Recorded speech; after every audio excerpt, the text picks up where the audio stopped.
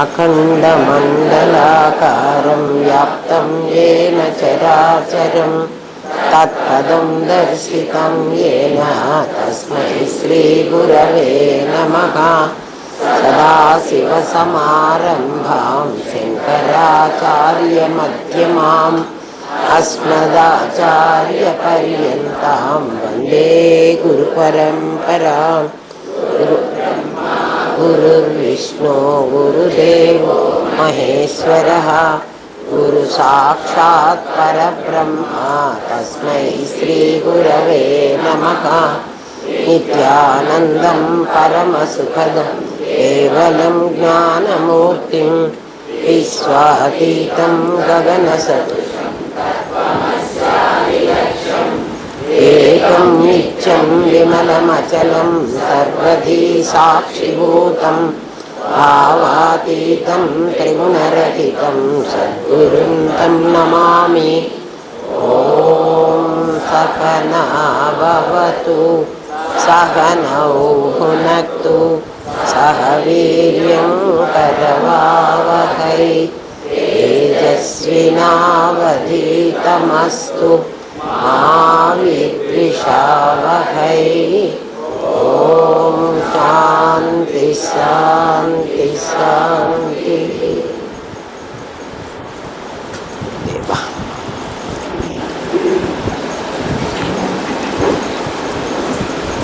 కిందటిసారి వరకు మనం మన శరీరం నేనే శరీరము అనుకున్న నేను సంగతి చెప్తున్నా. ఈ దేహమే నేను అనుకున్న వాడికి కదా లోపల ఇంకో 2 దేహాలు కూడా ఉంటాయి. ఈ దేహమే నేను అనుకున్న వాడినే జీవుడు అనాలి కదా. వాడిని అచ్చగా జీవుడని కాకుండా ప్రాణాత్మ, ఇంద్రియాత్మ కదా, జీవాత్మ ఇట్లాంటి పేర్లన్నీ వాడికే. అది కాక మన అమ్మా నాన్న పెట్టిన పేర్లు కూడా ఉన్నాయి. అమ్మా నాన్న పెట్టిన పేరు ఒకటి, అమ్మా నాన్న నుంచి వచ్చిన శరీరం ఒకటి. శరీరం అమ్మా నాన్న దగ్గర నుంచే రావాలి. అందుకని శరీరంలో ఉండే రక్తం కానీ మాంసం కానీ ఎముకలు కానీ అన్నీ మనం పరీక్ష చేస్తే మన డిఎన్ఏ, మన నాన్నగారి డిఎన్ఏనో అవే ఉంటాయి మన శరీరంలో. కానీ లోపల ఉన్న నేను కాదు. నేను మనందరికీ ఒకటే ఉంటుంది. దాన్ని టెస్ట్ చేయడానికి వీల్లేదు. అది కేవలం అనుభవానికి మాత్రమే రావాలి. దేహమే నేను అనుకున్న వాడి సంగతి చెప్తున్నా ఇప్పుడు. వాడు ఏం చేస్తూ ఉంటాడంటే, ఈ శరీరమే నేను అనుకున్న వాడి పేరు కదా జీవుడు. వాడికి ఇంద్రియాలు ఉన్నాయి, ప్రాణం ఉంది, ఆలోచనలు ఉన్నాయి. 24 తత్వాలు వాడివే. వాడికి ఈ శరీరం పైన కనిపించే శరీరం కాక ఇలాంటివే ఇంకా 2 శరీరాలు ఉంటాయి. మనం అన్నాం కదా, 5 కోశాలతో వాడు 5 తొడుగులు వేసుకున్నాడు. ఒక లోపలి వాడు 5 తొడుగులు వేసుకున్నాడు. 5 తొడుగులు కలిసి 3 శరీరాలు. దీని పేరు స్థూల శరీరం, ఇంకొకటి సూక్ష్మ శరీరం, ఇంకొకటి కారణ శరీరం. ఏమ్మా, కారణ శరీరం మన ఇంట్లో ఉన్న బీరువా లాంటిది. బీరువా పైకి కనబడుతుంది. బీరువా లోపల అన్నీ దాచుకున్న నగలు ఉండొచ్చు, బట్టలు ఉండొచ్చు, వెండి సామాన్లు ఉండొచ్చు, మనకి చాలా ఇంటికి కావలసిన డాక్యుమెంట్స్ ఉండొచ్చు. కానీ ఏమున్నాయో మనకు తెలియదు. ఏం కనబడుతుంది పైకి? బీరువా మాత్రం కనబడుతుంది. బీరువా కనబడితే అర్థం ఏమిటి అంటే, బీరువాలో చాలా వాల్యుబుల్ థింగ్స్ ఉన్నాయి అని. అవి వేరే వేరే ఉంటాయి, బట్టలే ఉంటాయని లేదు కదా. అందులో ఎన్ని రకాలైనా ఉండొచ్చు. అన్నీ కలిసి బీరువా మూసేసి దాచిపెడుతూ ఉంటుంది. అది లాక్ అండ్ కీ కదా. అందులో డాక్యుమెంట్స్ కూడా ఉండొచ్చు. అట్లా మన లోపల కారణ శరీరం అనే ఒక బీరువా ఉంది. ఆ బీరువాలో ఏముంటాయంటే వాసనలు అనేటువంటివి ఉంటాయి. వాసనలు ధనానికి సంబంధించి ఉండొచ్చు, భార్య బిడ్డలకు సంబంధించి ఉండొచ్చు. మొత్తానికైతే 3 రకాల వాసనలే ఉంటాయి. అంతకంటే మించి అందులో ఉండడానికి వీల్లేదు. దాని పేరు లింగదేహం అని. లింగదేహం భంగమైతే కానీ ఆత్మవిద్య తెలియబడదు. అంటే ఏమిటి? మనం ఫస్ట్ స్టెప్ స్థూల శరీరం, ఇది దాటి లోపలికి వెళితే సూక్ష్మ శరీరం, అది దాటి లోపలికి వెళితే కారణ శరీరం, ఆ కారణ శరీరాన్ని పగలగొట్టుకుంటేనే లోపల ఉన్నటువంటి పరమాత్మ తత్వం, అంటే ఆ నేను, లోపల ఒక నేనున్నానే, అది తెలియబడుతుంది. అంతవరకు తెలియబడదు. తెలుసు అని ఎంతమంది అనుకున్నా కూడా వాళ్ళకి తెలిసినట్లు కాదు. ఎవడికి వాడికి తెలుసు అని ఊరికే అనవసరంగా మాట్లాడుకుంటే అది అయ్యే పని కాదు. మాటలు ఎన్నైనా మాట్లాడుకోవచ్చు. వీడు అంటే వీడి పేరు, మనం అద్వైతం తెలిసినవాడు వీడికి నాది అని పేరు పెట్టాం కదా. దీని పేరు నాది. నాది 3 రకాలు, మీకు బాగా అర్థం అవ్వాలని చెప్తున్నా. ఒక మొదటి దాన్ని, ఫస్ట్ లేయర్ని ఇక్కడ పడేస్తాం.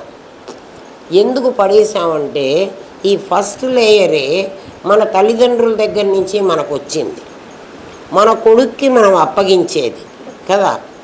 కొడుకు ఏమంటాడు? నా కొడుకు ఇది నా తండ్రి అంటాడు. ఎవరిని అంటాడు తండ్రి అని?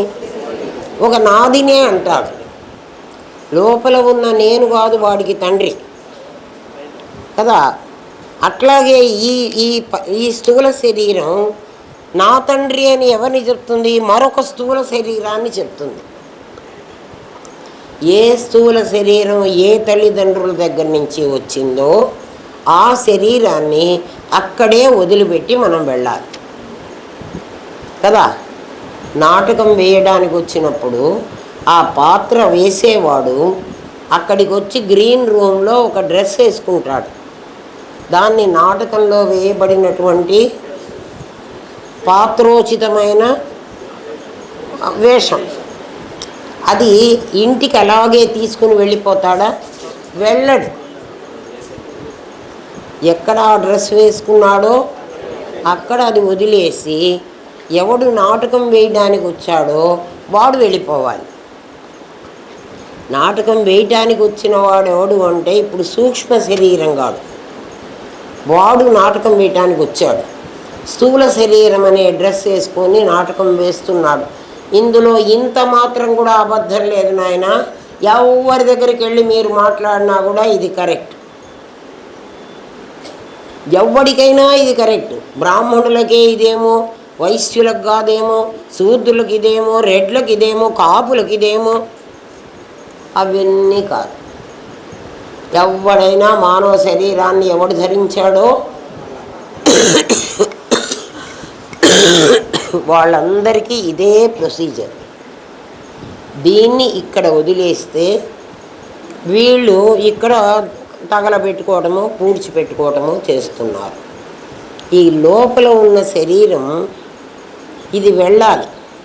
ఎందుకంటే లోపల ఉన్న శరీరానికి దాని లోపల కూడా ఒక శక్తి ఉంది. ఇది ఎలా ఇక్కడ ప్రయాణం చేయగలదో, ఇక్కడ అంటే ఈ భూమి మీద కానీ ఈ గాలిలో కానీ, మరి గాలిలో కూడా మనం విమానంలో వెళ్ళగలం కదా, నీళ్ళల్లో వెళ్ళగలం, షిప్లో కూడా వెళ్ళగలం కదా. అట్లా సూక్ష్మ శరీరం అనేది ఆకాశంలో వెళ్ళగలదు. అంటే దానికి ప్రయాణం గాలిలో. మనకి గాలిలో ప్రయాణం చేయాలంటే విమానం కావాలి. దానికి అదే పక్షికి ఉందనుకోండి, పక్షికి 2 రెక్కలు ఉంటే చాలు, దానికి గాల్లో ప్రయాణం చేయగలం. మనం గాల్లో ఎగరమంటే ఎగరలేం, ఎంత యోగాభ్యాసం చేసినా. గాలిలో ప్రయాణం చేయగలదు ఈ సూక్ష్మ శరీరం అనేది. ఇది అనుభవించాలంటే మళ్ళీ స్థూల శరీరం కావాలి. అది వెళ్ళేది ఊర్ధ్వలోకాలకైతే దానికి ఒక భోగ శరీరం అని ఇంకొక శరీరాన్ని తొడుగునిస్తాడు. దీనికి కిందికి వెళ్ళేటైతే, కిందికంటే అధోలోకాలకు వెళ్ళేట్లయితే యాతనా శరీరం అని మరొక శరీరం ఇస్తాడు. అది అంగుష్ఠమాత్ర దేహం అంటాడు. అంగుష్ఠం అంటే మన బొటన వేలు ఇంత శరీరాలట. అవి అయితేనే గాల్లో ఎగరగలవు. ఇంత శరీరం గాల్లో ఎగరలేదు. కాబట్టి మన సూక్ష్మ శరీరం ఎంత ఉంటుంది అంటే అంగుష్ఠమాత్ర దేహం. ఎవరికైనా ఇంత చొక్కా కొనిచ్చాము అన్నారనుకోండి, ఇంత శరీరానికి ఆ చొక్కా తొడుక్కోగలమా? మరి ఇంత చొక్కానే ఇస్తున్న భోగ శరీరం యొక్క పరిమాణం ఇంత ఉంటుంది అంటే యాతనా శరీరం కూడా సూక్ష్మ శరీరం ఇంత ఉంటుంది అని మనం అనుకోవాలి. అర్థమైందా? భోగ శరీరం, యాతనా శరీరం, అంగుష్ఠమాత్ర దేహం ఉంటుంది అని వాడు చెప్పాడు. కాబట్టి మన శరీరం ఎంత ఉంటుంది? ప్రతివాడు మరి ఊర్ధ్వలోకాలకో అధోలోకాలకో పోవాలి. అది అలాగే మనకిస్తారు. అది ఆటోమేటిక్గా వస్తుంది. గ్రహాంతరాలకు వెళ్ళేవాడికి ఒక యోక్ అని వేసుకుంటాం చూడండి. మన బాడీకే యోక్ వేసుకోకపోతే అందులో మనం వెళ్ళలేము. ఆ రేడియేషన్కి మన శరీరం కాలిపోతుంది. అట్లాగే భోగ శరీరం కానీ యాతనా శరీరం కానీ మనం వేసుకోకపోతే నేను ఆ చొక్కా తొడుక్కోను అని మనం అంటే ఆ అట్మాస్ఫియర్కి మన శరీరం తట్టుకోలేదు. అందుకని ప్రతి ఒక్కడు తప్పనిసరిగా తొడుక్కోవాలి. తొడుక్కుని ఏం చేస్తాడండి వీడు అంటే, పైన ఊర్ధ్వలోకాలు 7 ఉన్నాయి, అధోలోకాలు 7 ఉన్నాయి, మొత్తం 14 లోకాలు ఉన్నాయట. మరి ఇప్పటి వరకు వెళ్ళొచ్చిన వాడెవ్వడు చెప్పలే. శాస్త్రం చదువుకుని మనం అర్థం చేసుకోవడమే కానీ ఆ లోకాలు ఉన్నాయి అని. ఏమ్మా, ఆ లోకాల్లో మనకి భోగ శరీరం ఇచ్చినప్పుడు అది మన స్వప్నలోకంలాగా మనం అనుకోవాలి. స్వప్నలోకంలో కలలో మనకి అంత శరీరమే కనపడుతుంది. చూడండి, అది ఎట్లా కనపడుతుందండి? నేను ఇంత 5 అడుగుల 3 అంగుళాల వాడిని కదా, మరి కలలో నేను అంత ఎందుకు కనపడను అంటే, కల్లో నా శరీరం అద్దంలో నీ మొత్తం శరీరం ఇంతే కనపడుతుంది. ఫోటోలో ఎంత కనపడుతుంది? వాడు ఫోటో తీస్తే ఫోటోలో ఎంత కనపడుతుంది? మరి అందులో నా శరీరంలో సగభాగం ఉందా? కాబట్టి స్వప్న శరీరం ఎంతో మనకి వేరే లోకంలోకి వెళ్ళిన మన శరీరం అంతా అట్లా గుర్తు చేసుకోండి. స్వాప్నిక జగత్తు ఇతర లోకాలకి. అందుకని అనుభవంగా పెద్దలు ఏం చెప్పారంటే, నీకు వేరే లోకానికి నేను తీసుకుపోయి చూపించడానికి నీ యోక్ ఒప్పుకోదు. కాబట్టి ఇది ఒప్పుకోదు కదా. ఎవడి కళకి వాడు వెళ్ళిపోయి ఆ కళలో నీ శరీరాన్ని నువ్వు ఎలా చూస్తున్నావో ఇంత శరీరమే కనబడుతుంది కానీ ఇంతది కాదు. అది అంగుష్ఠమాత్ర దేహం. అక్కడ నీ కళలో ఎలాగో అలాగే అక్కడ అనుభవించడమే ఉంటుంది కానీ కర్మ చెయ్యడానికి నీకు అధికారం ఉండదు. నేను చచ్చిన తర్వాత స్వర్గానికి వెళ్ళి చూసుకుంటాలే, అక్కడ వెళ్ళి చూసుకుంటాలే అంటే వెళ్ళి చూసుకోవడానికి ఏం లేదు. సంపాదించేటువంటి అర్హత ఇక్కడే ఉంది. నువ్వు డబ్బులు సంపాదించు, కర్మ సంపాదించు, సంపాదించే అధికారం ఈ శరీరానికే ఉంది. అందుకని దీని పేరు కర్మదేహం. జన్మ కర్మచమే దివ్యం అన్నాడు. అంటే ఏమిటి? జన్మ రావాలంటే కర్మ కావాలి. కర్మ ఎందుకు కావాలి అంటే శరీరం కర్మతోనే వస్తుంది. అర్థమైందా? అందుకని కర్మ చేయటువంటి ఇప్పుడు నేను మాట్లాడుతున్నాను, నేను మాట్లాడాలి, పాఠం చెప్పాలి, నా భావాన్ని మీకు ఇవ్వాలి అని అంటే నాకు శరీరం కావాలి. మరి పరమాచార్య నీకు దేహం ఉన్న గురువే చెప్పాలా అని అన్నారంటే, దేహం లేని గురువు పాఠం చెప్పాలంటే ఇట్లా చెప్పడు అని అర్థం. మాటలతో నీకు చెప్పడు. మరి వాడు ఎట్లా చెప్తాడు? నీకు భావనతో అర్థమయ్యేట్టు చేస్తాడు. అది వారు నాకు చెప్పింది. నాకు ఫ్లాష్ అయింది. ఏదో ఒక శక్తి వచ్చి నో నో నో అట్లా శక్తులు ప్రవేశించవు. ఏమ్మా, ఈ దేహం ఉన్నవాడైతేనే నీకు మాటలతో చెప్పగలడు. మాటతో చెప్పి నీకు దాన్ని అర్థమయ్యేటట్టుగా వాడి దగ్గర అన్ని మాటలు ఉన్నాయి. వాడితో వాడు చెప్పగలడు. అందుకని కర్మ చెయ్యాలి అంటే, కర్మ ఎందుకు చెయ్యాలండి? కర్మ చేసి ఫలితం అనుభవించాలి మనం కదా. కర్మ చేసి తత్ఫలితం పుణ్యరూపంగా పాపరూపంగా. నేను రూపాయలు ముందు సంపాదించాలిరా, తర్వాత నా రూపాయలు ఇస్తే వాడు డాలర్లు ఇస్తాడు కదా, లేకపోతే నాకు పౌండ్లు ఇస్తాడు. నేను ఏ దేశానికి పోదలుచుకున్నానో ఆ దేశం కరెన్సీ నాకు కావాలంటే నా దగ్గర ఉన్న రూపాయల్ని నేను ఎక్స్చేంజ్ చేయాలి కదా ఎయిర్పోర్ట్లో. ఇప్పుడు ఇక్కడ కర్మ చేసి మనం కర్మ అనేది చేసాం, పుణ్యం అనేటువంటిది మనకు వచ్చింది, లేకపోతే పాపం కూడా వచ్చింది. దీన్ని పుణ్య పాపాల రూపంగా కన్వర్ట్ చేస్తేనే మన స్థూల శరీరం క్యారీ చేయగలదు. మన దగ్గర ఆల్రెడీ ఒక బీరువా ఉంది కదండి, కారణ శరీరం కూడా కదా. మన కారణ శరీరం ఇమీడియట్గా ఈ ఆంధ్ర బ్యాంక్ వాళ్ళు ఏం చేస్తారంటే ఆకాశంలోకి తీసుకెళ్ళిపోతారు. మన ప్రాణం పోగానే, ఇందులో నుంచి బయటికి రాగానే మన ఫిక్స్డ్ డిపాజిట్లన్నీ వాళ్ళు తీసుకుపోతారు. ఎప్పుడు ఇస్తారు వాళ్ళు?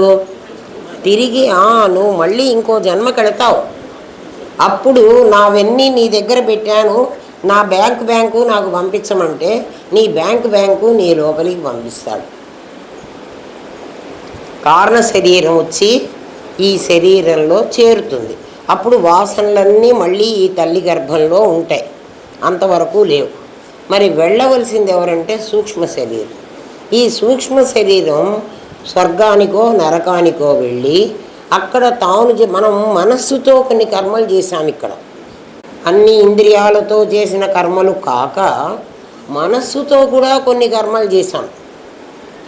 మనస్సుతో మేమెందుకు కర్మ చేస్తామండి అంటే, మనస్సు కేవలం ఆలోచించటమే కాకుండా ప్రతి పనికి, అందుకే ఇక్కడ కన్నుకు కన్ను, చెవికి చెవి, ప్రాణానికి ప్రాణం, మనస్సుకు మనస్సు, అట్లా రెండు ఉన్నాయి మన దగ్గర.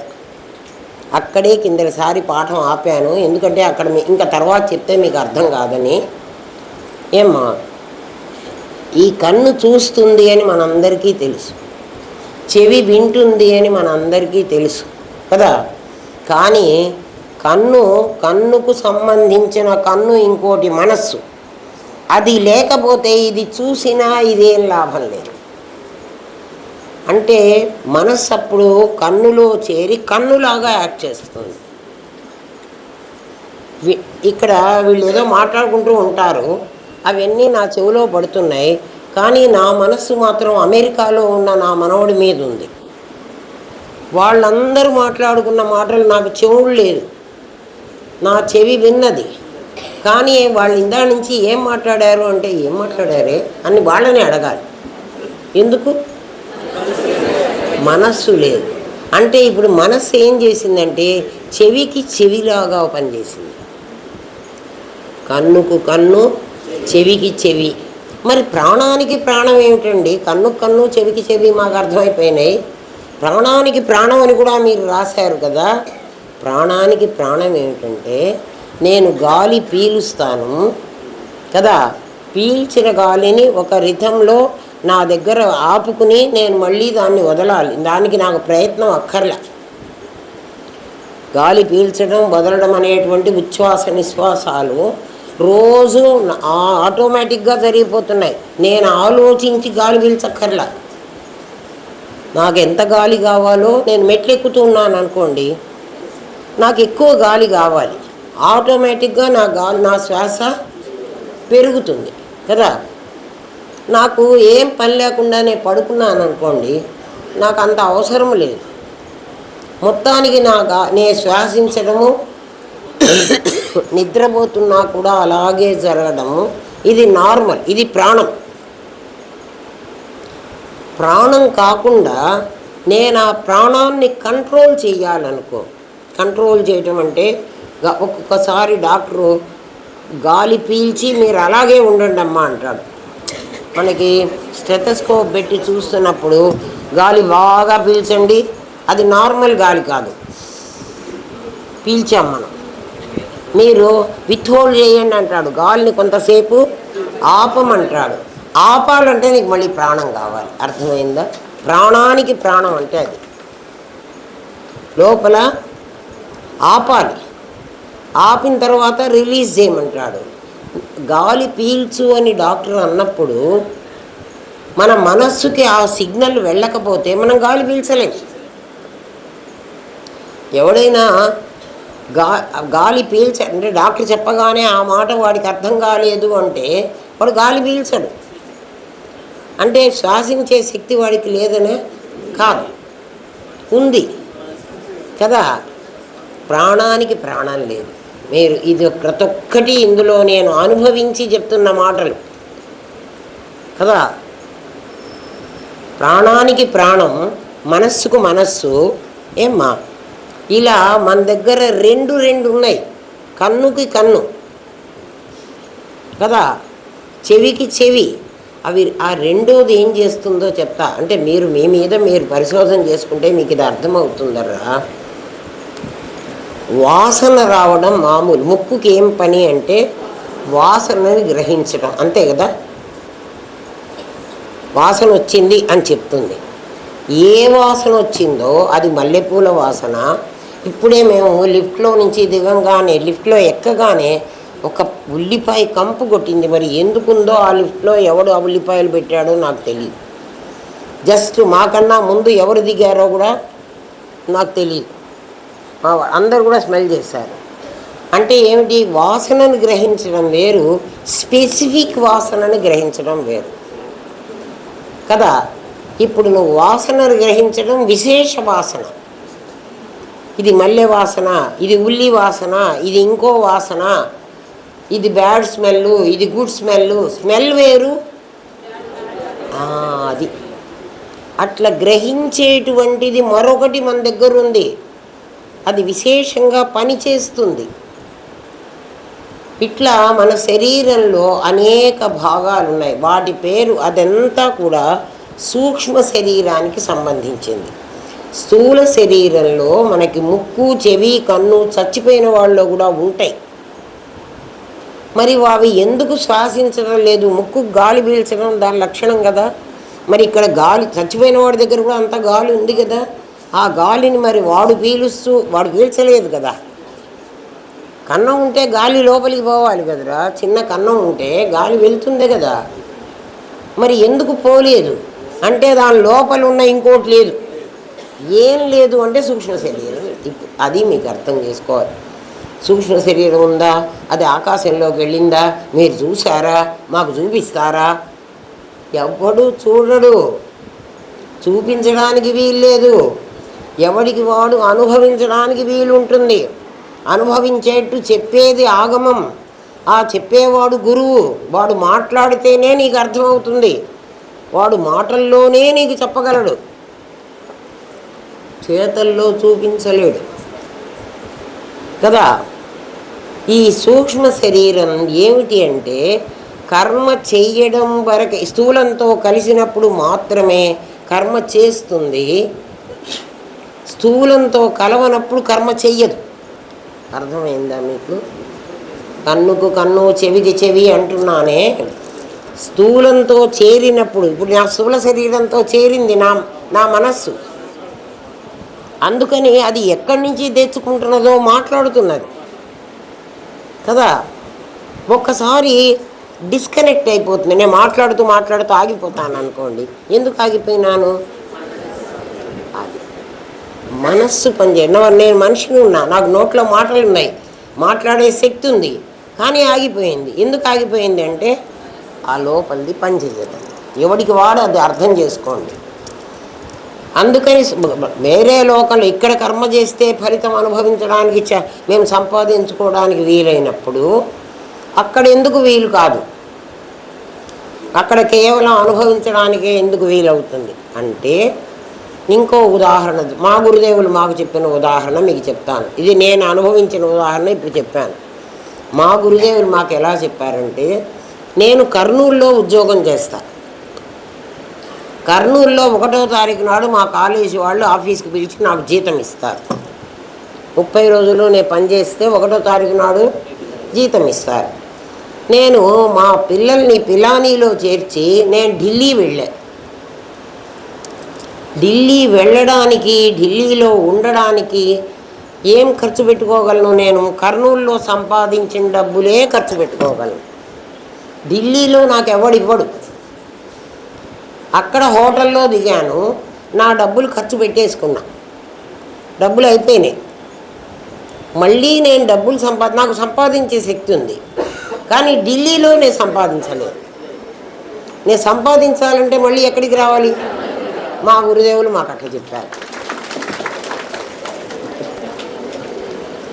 అర్థమైందా?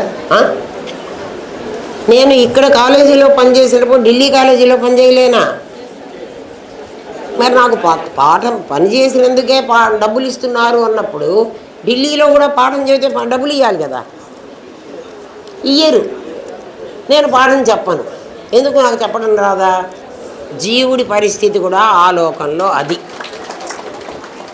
నా గురుదేవుడు ఎట్లా పాఠం చెప్పాడో అట్లాంటి గురువు అసలు ప్రపంచంలో ఎవడికి ఉండడా. అందుకే మన నాథ శ్రీ జగన్నాథ మద్గురు శ్రీ జగద్గురు మమ ఆత్మ సర్వభూతాత్మ తస్మై శ్రీ గురుదేవ. ఎంత మహానుభావుడు! ఆయన్ని తలుచుకుంటేనే నాకు చాలా ఆనందం అవుతుంది కదా. నేను చెప్పిన దానికంటే మా గురుదేవుడు చెప్పింది ఇంకా బాగుంది, అపీలింగ్గా ఉంది కదా. ఢిల్లీలో నేను ఎట్లా సంపాదించలేనో అట్లా స్వర్గంలో నరకంలో మనం సంపాదిద్దాం తర్వాత అంటే వీలు కాదు, అస్సలు వీల్లేదు. సరే, కారణ శరీరం ముందే ఆకాశంలోకి వెళ్ళిపోయింది. సూక్ష్మ శరీరంతో మనం స్వర్గంలో నరకంలో అనుభవించవలసినవన్నీ అనుభవించి అవి అయిపోయిన తర్వాత ఎప్పుడు అయిపోతాయో మనకు తెలియదు. మనం ఢిల్లీలో హోటల్లో దిగేటప్పుడు నేను వాడికి కొంత డబ్బు ఇచ్చేసేయాలి అడ్వాన్స్గా. ఆ డబ్బులు అయిపోయే వరకు నన్ను వాడు హోటల్లో ఉంచుకుంటాడు. ఇంకో 2 గంటల్లో నాకు అయిపోతుంది అన్నప్పుడు వాడు చెప్తాడు నాకు, ఇంకో 2 అవర్స్లో మీరు వెకేట్ చేయాలి కదా, లేదా మీరు ఇంకా కొంత డబ్బు తెచ్చి కట్టాలి అంటాడు కదా. అంటే ముందుగా నాకు నోటీస్ ఇస్తాడు. ఏమని? నోటీస్ అంటే రిటర్న్ నోటీసు, కోర్టు నోటీస్ కాదరా, నాకు ఇన్ఫామ్ చేస్తాడు 2 గంటల ముందర. కానీ అక్కడ అట్లా చెయ్యరు. ఎప్పుడు నీదైపోతుందో నీకు తెలియదు. అయిపోయిందంటే భగవద్గీత ఏమంటుందంటే అక్కడి నుంచి నెట్టేస్తాడు అన్నాడు. నెట్టేస్తాడట కిందికి, ఎక్కడొచ్చి పడాలో తెలియదు. నెట్టేస్తాడట, అస్సలు ఉంచుకోడు. స్వర్గం వాడు నరకానికి నెడతాడు, నరకం వాడు స్వర్గానికి. అంటే ఎవడి కర్మ ఎక్కడెక్కడ ఎంతకాలం అనుభవించాలో అంతసేపు నెట్టేస్తాడు, ఉండనివ్వడు. ఆ లోపలే ఈ కారణదేహంగాడు పైకి వెళ్ళాడే మన దగ్గర, వాడు చనిపోయే ముందరే, ఈ శరీరం వదిలిపోయే ముందరే రాబోయే తల్లి గర్భంలో ఏ గర్భంలో నేను చేరాలో వాడు నిర్ణయించండి, దీన్ని వదలడు. అది ఎట్లా అండి అంటే, నేను ఒక అద్దె ఇంట్లో ఉంటున్నాను రా, సొంత ఇల్లు కాదు, ఇది అద్దె కొంప. ఈ అద్దె ఇంటివాడు ఇంటివాడు నన్ను ఖాళీ చేయమన్నాడు. ఒరే నాయనా, నువ్వు ఖాళీ చేయరా, ఇంకా ఉండడానికి వీల్లేదు, మా వాళ్ళు ఎవరో వస్తున్నారు, ఈ ఇల్లు మేము ఆక్యుపై చేసుకుంటాము, ఇది మాది, నువ్వు ఇంకా వెళ్ళు అని చెప్పారు. వీడి ఇంట్లో నుంచి నన్ను పంపించేటప్పుడు నేను సరే వాడు పొమ్మన్నాడు కదా అని నా సామాన్ అంతా ఎత్తుకొని నేను వాకిట్లోకి వెళ్ళిపోతానా? మా ఇల్లు కాదు కదా, వాడు పొమ్మన్నాడు కదా, నేను పోతున్నాను కదా అంటామా? అను. ఇంకొక వీధిలో, ఆ వీధిలో కాబట్టి ఇంకో వీధిలో మనకు తోచిన చోట మన శక్తి సామర్థ్యాలకు తగినట్టుగా ఒక ఇల్లు వెతుక్కుంటాం. ఆ ఇల్లు వెతుక్కున్న తర్వాతే ఈ ఇంట్లో సామాన్లన్నీ మనం తీస్తాం. ఇంకో ఇల్లు వెతుక్కోకుండా ఇవి తీయం. తీసేది కూడా ముందే లారీలు వాకిట్లోకి పిలుచుకొని సామాన్ దియ్యం. ముందు సామానంతా అన్ని గదుల్లో సామాను ఆ హాల్లో పెట్టుకుని అందరూ ఇల్లు ఖాళీ చేశారు కదా. మనం ఎన్నిసార్లు ఖాళీ చేసి వచ్చాం కదా. ఇంకా ఖాళీ చేయొద్దు, ఇంకా పర్మనెంట్ ఇంట్లో ఉండిపోదాం. ఇప్పటి వరకు చేసి వచ్చాం, ఇంకా చేయవాకండి. వద్దు. రామనాథం గారు దొరికాక ఇంకా ఇల్లు కట్టుకుంటాను, అద్దె కొంపల్లో ఉంటాను, అద్దె కొంపల్లో ఇంక ఉండద్దు, అయిపోయింది కదా. అందుకని ఆ సామానంతా హాల్లో పెట్టుకుని మనం ముందే ఇల్లు చూసుకొచ్చాం. అందుకే చచ్చిపోయేవాడికి గుండె బరువుగా ఉంటుందిట. ఎందుకు అంటే వాడి సామానంతా పెట్టుకున్నాడు. వాడు చివరికి వెళ్ళిపోయేటప్పుడు మనం ఒకసారి అన్ని గూళ్ళల్లో కూడా మళ్ళీ ఒకసారి చూసుకొస్తాం. అన్నీ తీసామా, ఇంకా తీయలేదా, ఒకటి వదిలిపెట్టామా అని. అదెంత వాడి చూపులో వాడు ఉన్నాడురా అంటారు. అవన్నీ తీసుకుని ఇంకొక శరీరం మనం ఇంకో కొత్త ఇల్లు చూసుకొచ్చుకున్నాం కదా. ఇప్పుడే వెళ్ళడానికి లేదు ఆ ఇంటికి. ఈ సామానంతా కారణ శరీరంలో పెట్టి పైకి పంపించేసుకున్నాము. అది వాడు అక్కడ పెట్టుకుని ఉంటాడు. ఆ శరీరం తయారవ్వాలి. ఆ తల్లి కడుపులో నా శరీరం తయారు కావాలి. ఇంకొక అమ్మ కడుపులో అది తయారు కావడానికి నాకు 6 నెలల సమయం పడుతున్నది. అది కారణ శరీరం, అది చూసుకుంటుంటారు ఏ వాసన ఏ జన్మకి వెళ్ళాలో. ఈ లోపల నా సూక్ష్మ శరీరం కర్మలన్నీ అనుభవించాలి. ఆ తర్వాత ఆ తల్లి గర్భంలో నా శరీరం తయారై ఉంటుంది, అందులో నేను ప్రవేశించాలి. ప్రవేశించిన తర్వాత ఇంకా వుడ్ వర్క్లో ఏవో అవన్నీ చేయించుకోవాల్సి. అరే 6 నెలలకి జీవుడు ప్రవేశించాక 6 నెలలకి కంప్లీట్ బాడీ ఉండదురా. వుడ్ వర్కులు చేసుకోవడం, కిటికీలు పెట్టుకోవడం ఏమిటో తెలుసునా. లాస్ట్ వారంలో చివరి ఇంకొక వారంలో వాడు పుడతాడంటే అప్పుడు లంగ్ తయారవుతుంది. కావాలంటే మెడికల్ కాలేజీకి వెళ్ళి అడగండి. మా గురుదేవులు మమ్మల్ని మెడికల్ కాలేజీకి పంపించి మాకు ఈ పాఠాలన్నీ చెప్పించారు వాళ్ళతో.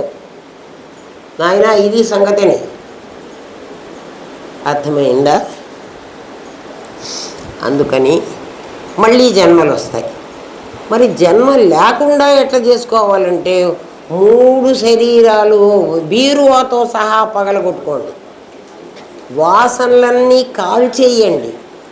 అందుకే వాసనాక్షయ, తత్వజ్ఞాన, మనోనాశ అనే 3 అయిపోయిన తర్వాత మాత్రమే జన్మరాహిత్యం వస్తుంది. మేము వెళ్ళాం, రామనాథం గారి దగ్గరికి వెళ్ళాం, రోజు పాఠం విన్నాం. నువ్వు ఈ ప్రయత్నం చేయకపోతే నీకు జన్మరాహిత్యం లేదు.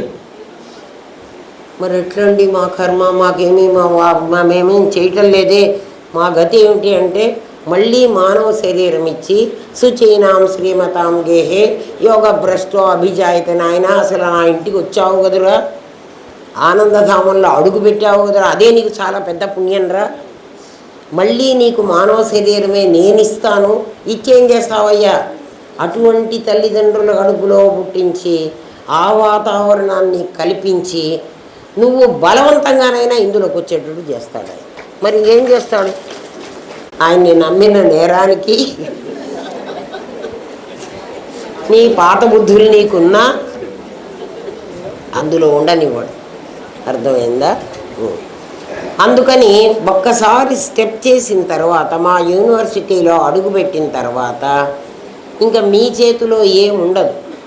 చేతనైతే సాధన చేసుకుని ఇప్పుడే 3 శరీరాలు పోగొట్టుకుని నేను జీవన్ముక్తుడు, నేను ధైర్యంగా ఏమో ఉందో లేదో మా గురువుగారు చెప్తారు. మీ గురువుగారు కాదు చెప్పాల్సిందే, నువ్వు చెప్పాలి. కడుపు నిండిందని ఎవడు చెప్పాలిరా? ఇంకా కాస్త పెడతాను అంటే వద్దురా నాయన నాకు వాంతి అవుతుంది అనాలి. అప్పుడే నీకు కడుపు నిండినట్టు లెక్క. ఒరే ఇంకో లడ్డు తినరా అంటే పెట్టు తింటా అన్నప్పుడు.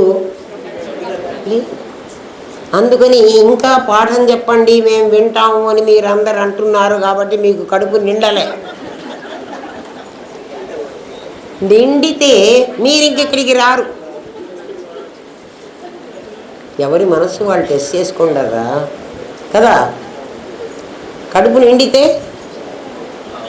మీరు ఇక్కడ కూర్చుంటారు. కాదు, నిండకపోయినా కూడా మేము కూర్చుంటున్నామండి, మేము గురువులం అయిపోయినాం. లాభం లేదు నాయన. నాకే ఆకలి అవుతూ మీకు కడుపు నిండిన వాడు వ్యవహారం చెప్పాలంటే ఇంపాసిబుల్ కదా. ఆకలి అయ్యేవాడికి తినాలని ఆశ ఉంటుంది కదా. సరే,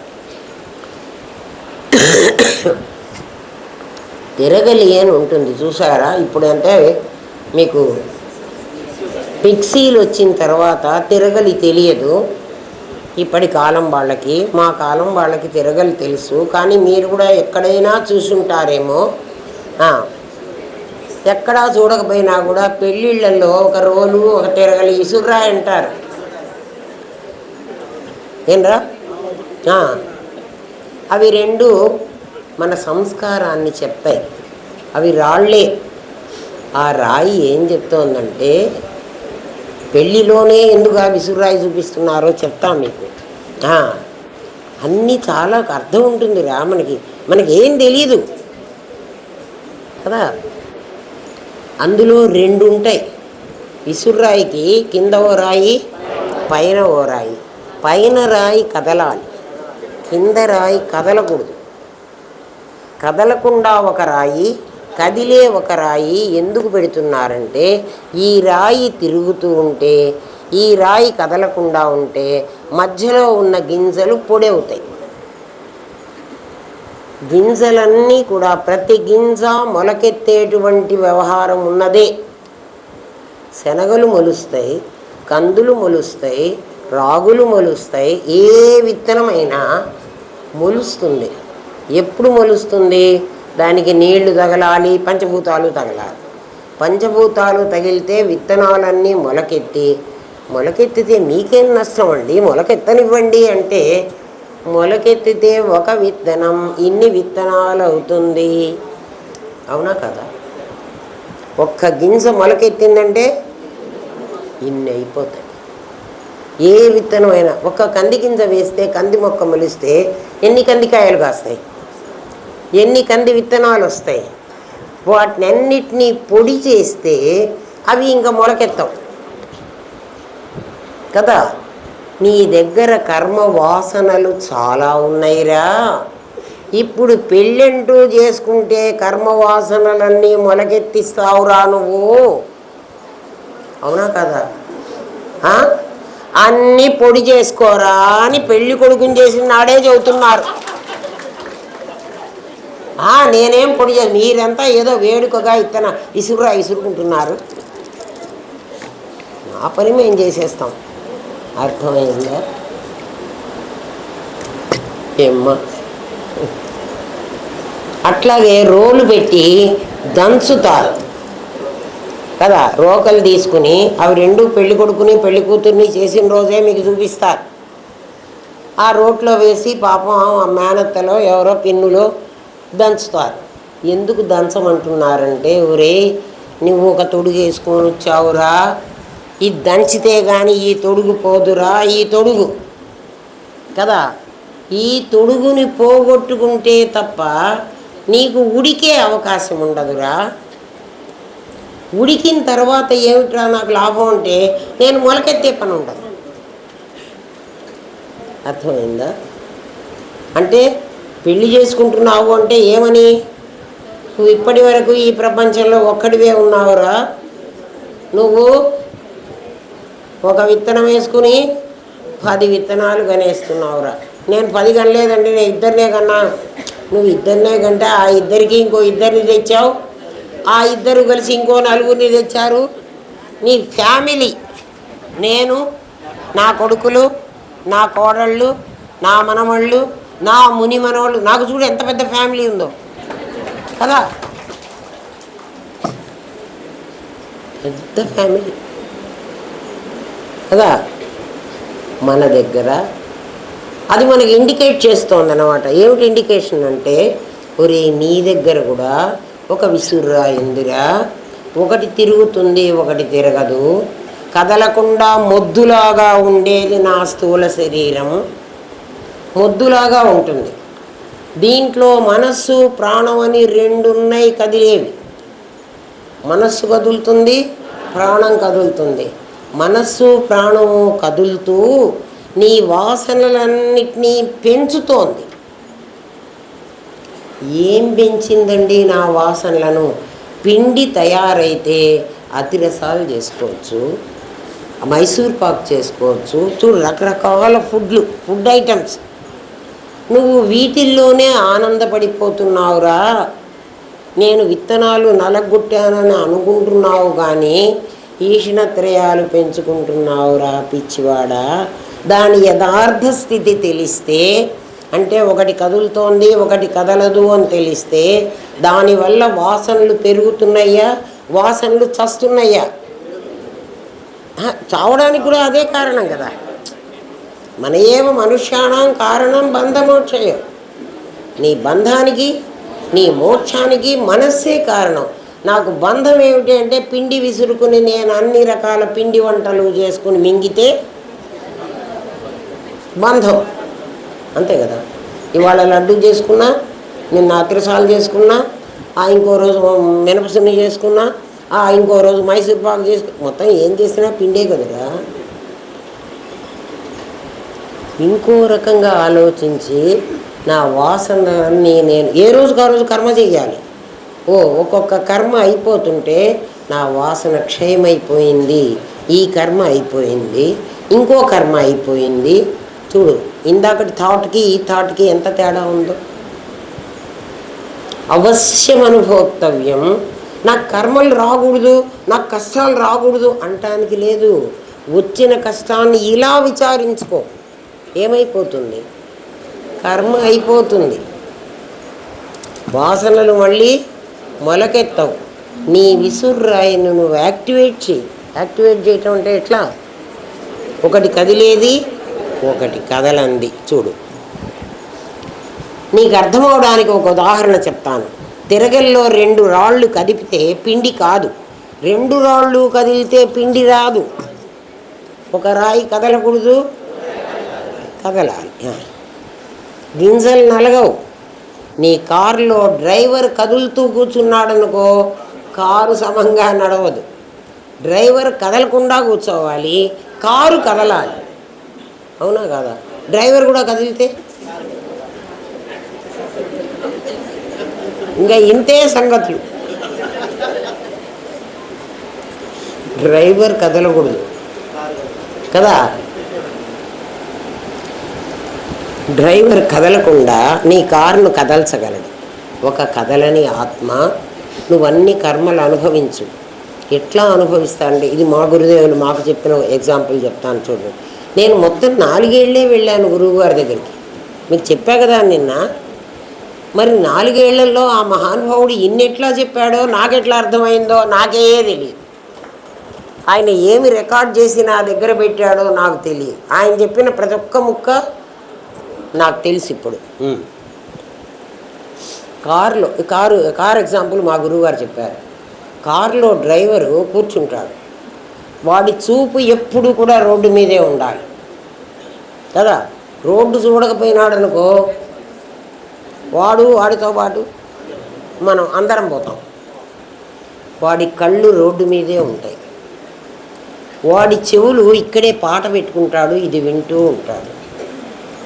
మధ్యలో వెనక వైఫో లేకపోతే అమ్మో నాలాంటిదో పక్కన కూర్చొని అది మాట్లాడుతూనే ఉంటుంది. ఎందుకే నువ్వు మాట్లాడతావు అంటే, ఒరే నువ్వు నిద్రపోతావురా అందుకని నేను. అది మాట్లాడుతూనే ఉంటుంది, దాని మాటలు వింటూనే ఉంటాడు, సమాధానం చెప్తూనే ఉంటాడు. ఇప్పుడు వాడు ఎన్ని పనులు చేశాడు? మధ్యలో ఆ వెనక భార్య కూర్చొని ఉంటుంది, వాడి కొడుకు ఎవడు, వాడికి మంచినీళ్ళు కావాలండి, కారు కాసేపు ఆపండి, కేకలు పెడుతుంటుంది. అది కూడా వింటాడు. ఎక్కడ షాపులు ఉంటాయా, ఎక్కడ నీళ్లు ఉంటాయా, ఆ ముసలిది నాలాంటిది ఒకటి, ఒరే నాయన ఎక్కడన్నా బాత్రూంలోనేమో కొంచెం ఆపరా అని చెప్తూ ఉంటుంది. అది కూడా వాడు చూసుకుంటుంటాడు. వాడు రోడ్డు చూశాడా, బాత్రూములు చూశాడా, పిల్లవాడి మంచినీళ్ళు కావాలో పాలు కావాలో అంటే అక్కడ ఏదైనా మరి రెస్టారెంట్ చూశాడా, పాటలు విన్నాడా, మధ్యలో వర్షం వస్తూ ఉంటుంది, వాడు వైపర్స్ వేస్తాడు, అవి అడ్డాలు తిరుగుతూ ఉంటాయి, వాటిని చూస్తున్నాడా, సరిగా ఇక్కడ పెట్టుకుంటాడు రూట్ మ్యాప్ చూస్తున్నాడు. ఆలోచించండి. వాడు ఇప్పుడు అష్టావధానం చేస్తున్నాడు. వాడు అష్టావధానే కాదా? అదే నాకేం అష్టావధానం రాదండి, ఓన్లీ డ్రైవింగ్ వచ్చు అంటే వాడు అన్నీ చేస్తాడు కదా. నువ్వు కూడా కర్మ అలా చెయ్యి. కర్మలు ఇన్వాల్వ్ కావాకు, కర్మ తప్పించుకోవాకు. డ్రైవర్ ఎట్లాగైతే నిన్ను ఆ డెస్టినేషన్కి చేరుస్తాడో ఇవన్నీ చేస్తూ నువ్వు కూడా సంసారం చేయి, మానుకోవాకు. డబ్బులు సంపాదించు, మానుకోవాకు. పెళ్ళాం పిల్లల్ని పోషించు. ఇదివరకు పోషించడానికి ఇప్పుడు పోషించడానికి తేడా ఉందా లేదా? ఆ పని చేయమని చెప్పారు. నేను ఉద్యోగం మానేస్తానని వెళితే మా గురువుగారు నాకు చెప్పింది ఇది ఉదాహరణ. ఉద్యోగం ఎందుకు మానేయాలి అంటే, చెయ్యలేవా? ఇది చేస్తూ అది చెయ్యలేనని నీకు భయమా? కారు నడిపేవాడు ఎట్లా నడుపుతున్నాడు వాడిని చూసి నేర్చుకో. కారు నడిపేవాడికి ఇవన్నీ వచ్చు, కానీ వాడు నేర్చుకుంది మాత్రం డ్రైవింగ్ ఒక్కటే. అర్థమై అన్నీ చేస్తాడు కదా. డ్రైవింగ్లో ఇవన్నీ నేర్పించారట ఎవరైనా డ్రైవింగ్ స్కూల్లో. ఇవన్నీ అప్పటికప్పుడు వస్తున్నాయి. నీకు అప్పటికప్పుడు వచ్చిన వాటిని నువ్వు అధిగమించాలి కదా. అది కర్మణ్యేవాధికారస్తే, నేను గాంగా చేశాను అని కాదు. మా ఫలేషు కదాచన. భగవద్గీత అట్లా అర్థం కావాలరా. అట్లా అర్థం చేసుకోవడం గురుదేవులు ఇచ్చినటువంటి అనుగ్రహం. మీకు ఎన్నిసార్లు చెప్తే మీరు ఇప్పటికే ఒక్కొక్కళ్ళు భగవద్గీత మాకు ఎందుకు అర్థం కాలేదని ఇంటికి పోయి చదవాలి. అంతా భానుమతి గారు చస్తారులే, ఆవిడ చూసుకొని ఏదో చూసి మనకు ఒక 4 శ్లోకాలు చెప్తే చాలులే అనుకుంటే కాదు. ఎన్ని శ్లోకాలు మీకు ఇట్లా అర్థం చేసుకోమని చెప్తున్నా. అటువంటి 700 శ్లోకాలు ఉన్నాయి. మీరు ప్రయత్నం చేయండి, అర్థమవుతుంది. అర్థం కాకపోతే రామనాథ గారు ట్రాన్స్లేట్ పెట్టుకోండి. అసలు ప్రయత్నమే చేయకుండా కూర్చుంటే ఎట్లారా కదా. మా గురుదేవులు మాకు ఎట్లా చెప్పారో మీకు చెప్తూనే ఉన్నా. ఒక కదలని ఆత్మ ఏమ్మా, ఒక కదిలే శరీరాన్ని, మనస్సును, ఇంద్రియాలను, ప్రాణాన్ని కదిలిస్తూ ప్రారబ్ధ వాసనలను పిండి చేస్తోంది. రోజు కర్మను అనుభవిస్తూ, ఇది నా కర్మ, నేను ఏ జన్మలోనో తెచ్చుకున్నాను, ఇది పాపం అనుభవిస్తున్నాను. పాపం కాదు నువ్వు అనుభవిస్తున్నది, నువ్వు అనుకున్న వాసనలు నువ్వు అనుభవిస్తున్నావు. కేన అనే ఒక ఉపనిషత్తు, కేనోపనిషత్తు అంటారు. అది ఏం చెప్పిందంటే, దేని వలన దేని చేత ఇది కదిలించబడుతుందో, ఏది కదిలిస్తుందో, దేని చేత ఇది కదిలింపబడుతోందో అది ఆత్మ అని చెప్పింది కేనోపనిషత్తు. కరెంటు బల్బును వెలిగిస్తుంది, ఆ బల్బు వెలుగు గదిలో వ్యాపిస్తుంది. బల్బు నీ శరీరం, నీ ఆత్మ కరెంటు, నీ జ్ఞానం బల్బులోని వెలుగు. కరెంటు సర్వశక్తిమైంది. ఎవడు ఏది కావాలో అది తీసుకుంటాడు. ఒకడు బల్బు కావాలంటాడు, ఒకడు కాంతిలో పనిచేసుకుంటాడు, ఒకడు కరెంటే కావాలంటాడు. వాడిష్టం. భూమిలో అన్ని రుచులు ఉంటాయి. వేప విత్తనం చేదును మాత్రమే తీసుకుంటుంది. చెరుకు, మామిడి తీపిని మాత్రమే గ్రహిస్తాయి. మామిడి పిందె వగరుగా, కొన్నాళ్లకు పులుపుగా, పండిన తర్వాత తీయగా. మీకు ఇంట్రడక్షన్లోనే చెప్పాను నేను. మారినట్లు ఆ రుచులను భూమి నుండి తీసుకున్నట్లు మన శరీరంలోనే, మనది ఒక కెమికల్ ఫ్యాక్టరీ మన శరీరం అనుకుంటున్నారు. ఇది ఒక కెమికల్ ఫ్యాక్టరీ. దీంట్లో విటమిన్లు ఉన్నాయి, మినరల్స్ ఉన్నాయి, అన్నీ ఉన్నాయి. డాక్టర్ చెప్తాడు, నీకు బ్లడ్ టెస్ట్ చేసి ఏదేది తక్కువ ఉందో అటువంటి పిల్స్ని నీకు ఇస్తున్నాడు డాక్టర్. మందు ఇచ్చాడంటే మందు కాదు, మందు ఇచ్చేది దేనికి? రోగాన్ని నయం చేయడానికి. మందు రోగం నయం చేయటానికి, అంటే మనలో ఉన్న వైరస్ బ్యాక్టీరియాను చంపడం కోసం. దానివల్ల మనకు రోగం వస్తుంది. కానీ మన శరీరాన్ని రోగం నుంచి కాపాడటానికి, రోగం రాకుండా చేయటానికి కొన్ని మినరల్స్ కావాలి, కొన్ని విటమిన్స్ కావాలి కదా. అవన్నీ మన బ్లడ్లో ఏమేమి తక్కువ ఉన్నాయో డాక్టర్ గారు చూసి కదా ఆ మందుల్ని మనకిస్తున్నాడు. అట్లా భూమి ఏమేమి కావాలో అన్నీ తీసుకుని ఈ ప్రకృతి మనకు పంటలు పండించి ఇస్తున్నది. ఆ ఆహారం తీసుకుంటే మనకు రోగమే రాదు, మనకు తెలియదు. ఏమా ఏ ఏ రుచుల నుండి భూమి నుండి తీసుకుంటున్నట్లు ఆ చెట్లు జీవాత్మ సాధనతో ఆత్మశక్తిని గ్రహించి పండుగా మారాలి. నిన్ననే చెప్పా, ఉర్వారుకమివ బంధనా మృత్యో మృక్షీయమామృతాత్ త్రయంబకం యజామహే. త్రయంబకం ఆలోచించరా నాయనా.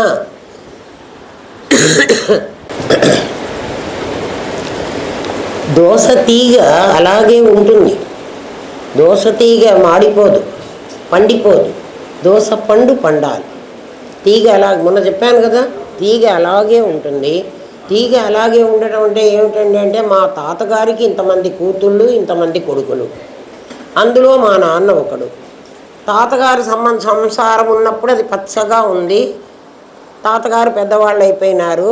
దోస పండు అట్లాగే, దోస తీగ అలాగే ఉంది. మా నాన్నగారు మళ్ళీ మా అమ్మ, మా తమ్ముడు, మా చెల్లి, మా అన్నయ్య, మా ఈయన సంసారం మళ్ళీ ఇదొక పచ్చ దోస తీగ. ఇట్లా సంసారం నీకు నీ తర్వాత వాళ్ళకి ఇలాగే పచ్చగా ఉంటూనే ఉంటుంది. అది తాతగారి సంసారం, అది నాన్నగారి సంసారం, ఇది నా సంసారం, అది నా కొడుకు సంసారం, అది నా మనవడి సంసారం. సంసారాన్ని నువ్వు పండబెట్టవా, అది పచ్చగానే ఉండాలి. మరి ఎవరు పండాలి? నేను పండాలి. అది ఎట్లా పండాలి? ఈ ప్రపంచంలోనే, ఈ నేలలోనే భూమి ఎలాగైతే వగరుగా ఉన్న మామిడి పిందె మెల్లగా పుల్లగా మారి భూమిలోంచే తీసుకుంటోంది, తర్వాత కొంతకాలానికి పులుపు కాస్త పండుగా మారి కదా, దానికై అది పండి చెట్టు నుంచి రాలి కింద పడింది. అదే నేల నుంచి వేప విత్తనం వేపే లాక్కుంటోంది. కాబట్టి నువ్వు వేప విత్తనం కాకుండా నువ్వు మామిడి విత్తనం అవడానికి ముందు ప్రయత్నం చేయి. ఈ సంసారంలో నుంచే నువ్వు లాక్కో. ఇక్కడే ఎవడో చెప్పేవాడు, రామనాథం గారు లాంటి వాడు, శంకర భగవత్పాదులు లాంటి వాళ్ళు ఈ ప్రపంచంలోనే ఉన్నారు. మనుష్యాణం సహస్రేషు, వాళ్ళని వెతుక్కో. డబ్బుల కోసం ఎంతైనా వెళతావా? ఏ ఊరు అంటే ఆ ఊరు. ఉద్యోగం వేరే ఊరు ట్రాన్స్ఫర్ అయిపోతున్నావు అంటే ఎందుకు పోతున్నావురా? డబ్బులు వస్తాయని పోతున్నావు. మరి ఇప్పుడు దీనికోసం ఎందుకు పోవురా? ఎక్కడ దొరుకుతుందో ఎందుకు వెతుక్కోవురా? హైదరాబాద్ పోతే నాకు ఎంత డబ్బులు ఖర్చు అవుతాయి, గురుగారి దగ్గరికి ఎక్కడికి పోతాలేబ్బా అనుకుంటున్నావా?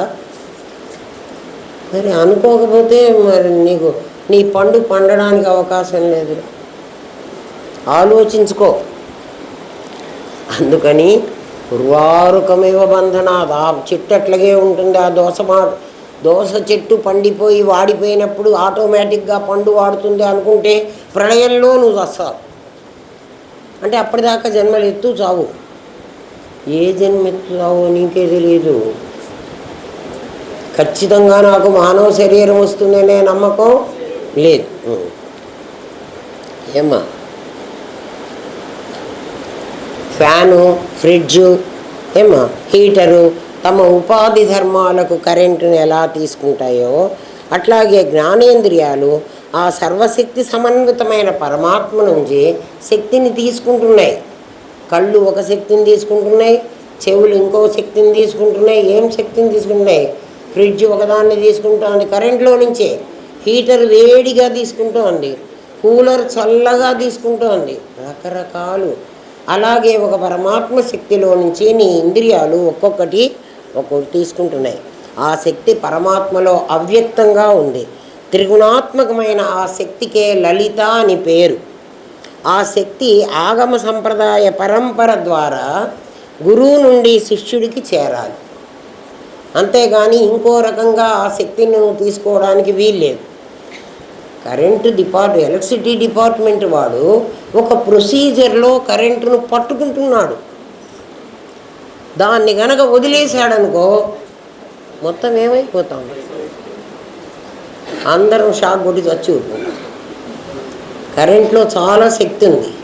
ఆ శక్తిని వాడు ఏం చేస్తున్నాడు, ఆ ఎలక్ట్రిసిటీ డిపార్ట్మెంట్ వాడు ఒక వైర్లో బంధిస్తున్నాడు. అట్లా పరమాత్మ నీ వైర్లో బంధించాడు. ఇవన్నీ వైర్లు, నీ లోపల అంత శక్తి ఉంది. దాన్ని నువ్వు వాడుకోవాలి. నువ్వు వాడుకోవటంలే. నువ్వెందుకు వాడుకుంటున్నావు అంటే వేప చెట్టులాగా చేదు మాత్రం. వేప చెట్టు నేను చెడుగా అంటున్నా అనుకోండి, ఇంకో విషయంలో వేప చెట్టు చాలా గొప్పది. చేదు మాత్రమే తీసుకుంటున్నావు. చేదు తీసుకోవద్దని శాస్త్రం చెప్పలే. ఏం చెప్పిందంటే, ఒరే నాయన, ఉగాది పచ్చడి ఎందుకు చేసుకుంటున్నావర్రా? చేదు కూడా వేస్తున్నాం కదా, తీపి కూడా వేస్తున్నాం కదా. ఈ ప్రపంచంలో 6 రుచులు ఉన్నాయి. అన్నీ కలిపి నువ్వు తింటే నీకు చేదుగా ఉండదు. మనం ఏం చేస్తున్నాం, ఒకటే తీసుకుంటున్నాం. డబ్బులన్నీ సంపాదించుకొని, చాలా డబ్బులు సంపాదించి ఏం చేద్దాంరా, చాలా ఫెసిలిటీస్, ఎన్నో సౌకర్యాలు కావాలి. ఇందాకే ఎవరో చెప్తున్నారు నాకు, చాలా సౌకర్యాలు చాలా అనుభవిస్తున్నారు వాళ్ళు. మరి మనమేం ఎవరితో ఏదో ఉదాహరణ ఏదో చెప్పారు కదా, డబ్బులన్నీ చాలా ఉండి ఏం చేస్తున్నారు, ఇంకా ఇంకా ఇంకా సఫిస్టికేటెడ్. ఎందుకంటే వాళ్ళు ఇంక బయటకు వస్తే బతకలేదు. మామూలు మనుషులు మేమంతా కాలువలో నీళ్ళు ఇట్లా తీసుకుని తాగిన బాపతు. క్రమక్రమంగా RO వాటర్ తప్ప మనం తాగకూడదు. అమ్మో బిస్లరీ వాటర్ తప్ప తాగకూడదు. బిస్లరీ వాటర్ తాగుతారా, ఆల్కలీన్ తాగుతానరా మనం. మనకు డబ్బులు చాలా ఉన్నాయి. 3 లక్షలు పెట్టి కొనుక్కుందాం ఒక RO మిషన్. ఏమైపోతున్నావు నువ్వు? తర్వాత నువ్వు అసలు నీళ్లు తాగలేని పరిస్థితికి వస్తావు. గొట్టాలు పెట్టి ఎక్కించాలి. ముక్కులో గొట్టం పెట్టి, డాక్టర్ గారు ఎక్కడ ముక్కులో ట్యూబ్ వేస్తాడు. ట్యూబ్లో నుంచి ఇంత లీటరే పోయాలమ్మో, జాగ్రత్త, రాదమ్మా, గుర్తుపెట్టుకో. అమ్మగారికి కనుక నువ్వు ఎక్కువ గ్లాసు నిండా పాలు పోసావంటే అప్పుడే చచ్చిపోతుంది. డాక్టర్ ఆ మాట చెప్తున్నాడు, బీ కేర్ఫుల్ అంటున్నాడు. ఇన్ని ఎందుకయింది నీ శరీరం? అందరిలాగా భగవంతుడు నీకు అలాంటి శరీరం ఇచ్చాడు కదా, నువ్వు దాన్ని ఎలా తయారు చేశావు? అమ్మో మాకు షుగర్ అండి, మాకు బీపీ అండి, మేము మాత్రలు వేసుకోకపోతే చచ్చిపోతామండి. అమ్మో 7 అయింది, 8 అవుతోంది, ఇంకా మాకు తిండి పెట్టలే. నీ తిండి తగలబడ, చచ్చిపోయాడు, ఎవడు పెట్టడురా. అర్థం చేసుకోరా, దీన్ని ఇంత మోజుగా పెంచవాకురా, దాన్ని వదిలేయరా, నీ దుంపదేగా. ఎంత వదిలేయమన్నారంటే గురుదేవులు, వడ్లు దంచుతాం, ముందు వడ్లల్లోనే బియ్యం ఉంటాయి. మా కాలంలో దంచేవాళ్ళు లేదు, ఇప్పుడు దంచారు అనుకోండి, ఇప్పుడు మిషన్లు వచ్చినాయి కదా. వడ్లు దంచుతాం. ఎప్పటి వరకు దంచాలి అంటే ఆ బియ్యం గింజ బయటపడేదాకా. సాధన ఎప్పటి వరకు చేయాలి? 2 రోజులు చేయాలా, 3 రోజులు చేయాలా, 10 రోజులు చేయాలి. దంచిన తర్వాత దాని నుంచి పొట్టు బయటికి వచ్చిన తర్వాత ఏమ్మా, ఇప్పుడు ఆ పొట్టును చాలా జాగ్రత్తగా దాచుకోవాలా? ఎవరిని దాచుకోవాలి? బియ్యాన్ని దాచుకోవాలి. మరి ఇప్పుడు దంచాను అంటున్నావు నువ్వు. దంచాను అంటే పొట్టు బయటికి తీసావు. నా పొట్టు బయటికి తీయడం అంటే నాది నేను. మరి నేననేది ఒక బియ్యపు గింజ దీనిలో ఉందని నీకు తెలిసిన తర్వాత ఇంకా నాదిని పట్టుకు చస్తావు ఎందుకురా? వదిలిపారేరా దీన్ని పదేగా. తెలియనప్పుడు ఒడ్లు బస్తాలు నింపుకున్నావురా. ఇప్పుడు బియ్యం తయారు చేసి బియ్యం నింపుకోరా అంటే ఏమంటున్నావు? పొట్టు కూడా పోతే ఎట్లా? అది కూడా మూట కట్టుకున్నాడు. అది మూట కట్టుకుంటే బదులు ఆ వడ్లే తినరాదు, అంతే కదా. నిజం చెప్పండి రా. ఒరే నేనేమన్నా అబద్ధం ఆడుతున్నానా, కోపడుతున్నానా మిమ్మల్ని కదా? వడ్లల్లో బియ్యపు గింజ ఉంటుంది అని నీకు తెలియనప్పుడు ఆ పని చేసావు. ఇప్పుడు ఎందుకు ఈ శరీరాన్ని గురించి అంత ఆలోచిస్తావు? అమ్మో నాకేమో అవుతుంది, నీకేమో అవుతుంది అంటున్నావు కాబట్టి అవుతుంది ఖచ్చితంగా. నాకేం కాదనుకో, కాదు. అమ్మ యద్భావం తద్భవతి అని శాస్త్రం చెప్పింది. సరే, మిమ్మల్ని అందరినీ కోపడుతూ ఉంటే నాకు చాలా హాయిగా ఉంటుంది. మీరేమో ఏమిరా ఏమి వచ్చినప్పటి నుంచి ఏదో పాఠం చెప్పమంటే మమ్మల్ని తిట్టి చంపుతుంది. మిమ్మల్ని తిట్టడం లేదురా, అట్లా చెప్తే తప్ప మీకు అర్థం కాదని. అటువంటి థాట్ వచ్చినప్పుడు అరే ఇదే కదా గురువుగారు మనల్ని తిట్టారు, కోపడ్డారు, ఇంత దేహభావన అవసరం లేదు. దేహభావన ఉండాలి, ఉండకపోతే మనం పని చేయలేము. కానీ అంత అక్కర్లేదు, దానికోసమే అంత ప్రయత్నం చేయని అవసరం లేదు. ఏమ్మా, ఇక్కడ కేనోపనిషత్ అని ఒక ఉపనిషత్తులో ఒక సంగతి చెప్తాడు. ఏమిటంటే రాక్షసులను జయించారు దేవతలు. దేవతలకి రాక్షసులకి ఎప్పుడు యుద్ధం, మన దగ్గరే ఉంటుంది యుద్ధం. ఎవరు రాక్షసులు? మనలో ఉన్న కామక్రోధస్య లోభస్య దేహే తిష్టంతి తస్కరాహ. ఎందుకు రా దొంగ వెధవలందరూ మన లోపల కూర్చున్నారు అంటే జ్ఞానరత్నం ఉందిరా మన దగ్గర, అది కాజేయడానికి. జ్ఞానరత్నాపహారాయ తస్మాత్ జాగ్రత్త జాగ్రత్త. జాగ్రత్తరా నాయన అని చెప్పాడు. బీ కేర్ఫుల్ అంటోంది శాస్త్రం మనకి. నీ రత్నాన్ని దొంగతనం చేయడానికి రెడీగా దొంగలు 6 మీ ఇంట్లోనే ఉన్నారు. ఎవడైనా ఎట్లుండాలంటే గురుదేవులు చెప్పిన మాట ఇది కూడా. గురుదేవులు చెప్పిన మాటే మీకు చెప్తాను, ఎందుకంటే నా ద్వారా ఆయన మీకు చెప్తున్నారు. ఆయనకి చాలా ప్రేమ మనవరాళ్ళు మనవాళ్ళు అంటే. అందుకనే కదా చెప్పండి చెప్పండి అని నన్ను చంపేశారు. నేను గురువుగారి ఆజ్ఞ కదా అని నేను చెప్పాల్సి వస్తుంది. ఏమ్మా, కేనోపనిషత్తేనా ఇప్పుడు ఏదో చెప్తున్నాను. జ్ఞానరత్నాన్ని 6 దొంగలు మన దగ్గర ఉన్నారు. మనకి రాక్షసులకి దేవతలకి యుద్ధం జరుగుతోంది రోజు. ఎవరు రాక్షసులు అంటే మనలో ఉన్నటువంటి కామక్రోధాది గుణాలు. దేవతలు ఎవరు అంటే అరిషడ్ వర్గాల్లో దేవతలు కూడా ఉన్నారు, మనలో మంచి గుణాలు కూడా ఉన్నాయి. వాళ్ళు దైవాసుర సంపద్ విభాగంలో భగవద్గీతలో చదువుకుంటే మీకు తెలుస్తారు ఎవరెవరు ఉన్నారు. దేవతలు రాక్షసులు ఇద్దరూ పోట్లాడుకున్నారు, యుద్ధంలో గెలిచారు. దేవతలే గెలిచారు. ఎందుకు గెలిచారు అంటే వాళ్ళకి విష్ణుమూర్తి సహాయం చేస్తాడు ప్రతిసారి పాపం. లేకపోతే బలవంతులు రాక్షసులే గెలవాలి. అయితే అధర్మం వాళ్ళ వైపు ఉంది కాబట్టి వాళ్ళు గెలవటల్లా గెలిచారు. మన దగ్గర కూడా ఈ యుద్ధం జరుగుతూ ఉంటుంది ప్రతి క్షణం.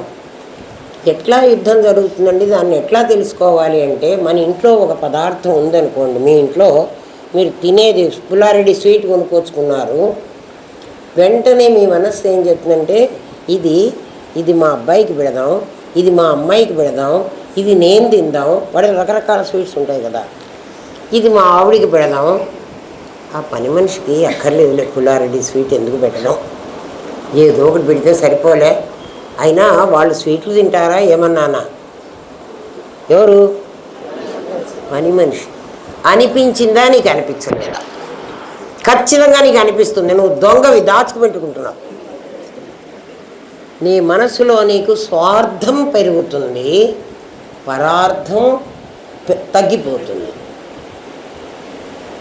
అప్పుడు ఇద్దరు యుద్ధం చేస్తారు, సంఘర్షణ. రేటి గురువుగారు అప్పుడు పాఠం చెప్పారు కదా, ఇలాంటిది వచ్చినప్పుడు నేనేం చెయ్యాలి అనేది నీకు అప్పుడు థాట్ గుర్తు రావాలి. గుర్తొస్తే నువ్వేం చేస్తావో నీ బిహేవియర్ని బట్టి రాక్షసులు జయించారో దేవతలు జయించారో తెలుస్తుంది. ఎవ్వరికి చెప్పక్కర్లే, మీకు మీరే చెప్పుకోండి. కొంతమంది ఉంటారు, ఏదైనా కొంచెం బాగలేని వస్తువు ఇంట్లో ఉందనుకోండి, ఇది ఎవరో ఒకళ్ళకి పెట్టేద్దాన్ని, ఇప్పుడు వండింది ఉన్నారు చద్దన్నం ఎవరికొకళ్ళకి పెట్టేసి ఇప్పుడు వండిన అన్నం నేను పెట్టుకు తిందాం. నేను అని ఎప్పుడు నీ మనసు చెప్తుంటుంది. మీరు గమనించండి, నిజం చెప్తున్నా మీకు. ఏది మంచిదో అది నాకు కావాలి, ఏది నాకు అక్కర్లేదో అది ఎవరికన్నా పెట్టాలి. దీన్ని మా గురుదేవులు మాకు ఎట్లా చెప్పారంటే, ఆడవాళ్ళు పువ్వులు కట్టుకుంటూ ఉంటారు. పువ్వులు కుప్ప పోసుకొని మంచి మంచి పువ్వు ముందు కడతారు. ఎవరైనా చేసే పని అది. మంచి పువ్వులని మొదట కట్టిన మాల చాలా అందంగా ఉంటుంది. ఆఖరికి మంచి పువ్వులు ఉండవు, ఏదో గుడ్డి పూలు కుంటి పూలు అలాంటివి ఉంటాయి. గుడ్డి అంటే కొన్ని రెక్కలు ఊడిపోయిన పువ్వులు, చిన్న మొగ్గగా ఇంకా పూయడానికి వీలుగా అని పువ్వులు అలాంటివి ఉంటాయి ఏమ్మా. అవి చివరి మాలలో వస్తాయి. అవి కూడా మనం కొనుక్కున్నాం కాబట్టి ఏం పారేయం.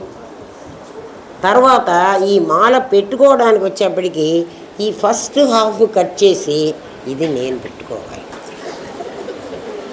అందరు ఆడవాళ్ళు చేస్తున్న పని ఇది. మగపిల్లలు ఏం చేస్తున్నారో నాకు తెలీదు. వాళ్ళకి ఇలాంటి ఏదో ఉంటుంది. మా గురుదేవులు మాకు చెప్పారు కాబట్టి నేను ఆడపిల్లని కాబట్టి నేను ఇది చెప్తున్నా. మంచిది ఏదైతే ఉందో అది నాకు, ఆ మిగిలిన ఎవరికన్నా ఇచ్చేస్తా కదా. ఆ ఆఖరి దండ అసలు న్యాయంగా అయితే ఎవరికి ఇవ్వాలి? ఎవరికన్నా మంచిది ఇచ్చి నేను ఇది పెట్టుకున్నా పర్వాలేదు. అమ్మా నేను అట్లా పెట్టుకుంటాను అంటే నీ మనస్సులో ఈ రెండు సంఘర్షణ జరుగుతున్నప్పుడు నువ్వు ఎటువైపు ఓటేస్తావో నువ్వే తెలుసుకో. అప్పుడు దేవతలు గెలిచారా, రాక్షసులు గెలిచారా? రోజు మన లోపల దేవతలకు రాక్షసులకు యుద్ధం జరుగుతూ ఉంటుంది కదా. ఆ యుద్ధం జరిగేటప్పుడు మనని గెలిపించవలసింది ఎవరు అంటే, దసరా పండుగ ఏమిటి? అమ్మవారు గెలిపించాలి కదా. దశహర మానసిక, వాచిక, కాయిక అనే 3 రకాలైనటువంటి పాపాలు, ఇవన్నీ పాపాలే. దీంట్లో నుంచి మనని బయటకు పడేసి మనని రక్షించేది ఎవరు అంటే అమ్మవారు. అమ్మవారు చివరిలో వాళ్ళందరినీ చంపి దేవతలకు మరి విజయాన్ని చేకూర్చింది. అదే విజయదశమి. అసలు మనవన్నీ అలాంటివి. మనకి ఏం తెలియదు.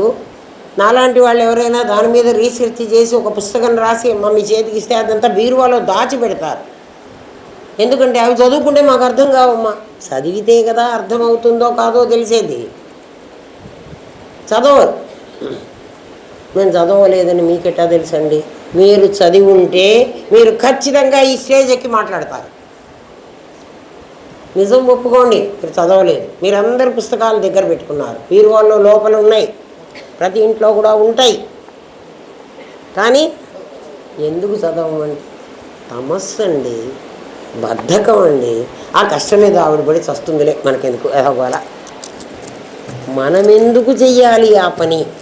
ఎవడో చేస్తాడు, వాడి వల్ల మనం ఏదో బెనిఫిట్ పొందుదాం. ఏమన్నా లాభం వస్తే మనకి, నష్టం వస్తే వాళ్ళకి. అది మన పరిస్థితి. కేనోపనిషత్తులో ఏం చెప్పారంటే, రాక్షసుల మీద విజయాన్ని సాధించి ఇంద్రుడు విజయోత్సవం జరుపుకుంటున్నాడు. గెలిచిన తర్వాత ఒక ఉత్సవం జరుపుకుంటారు.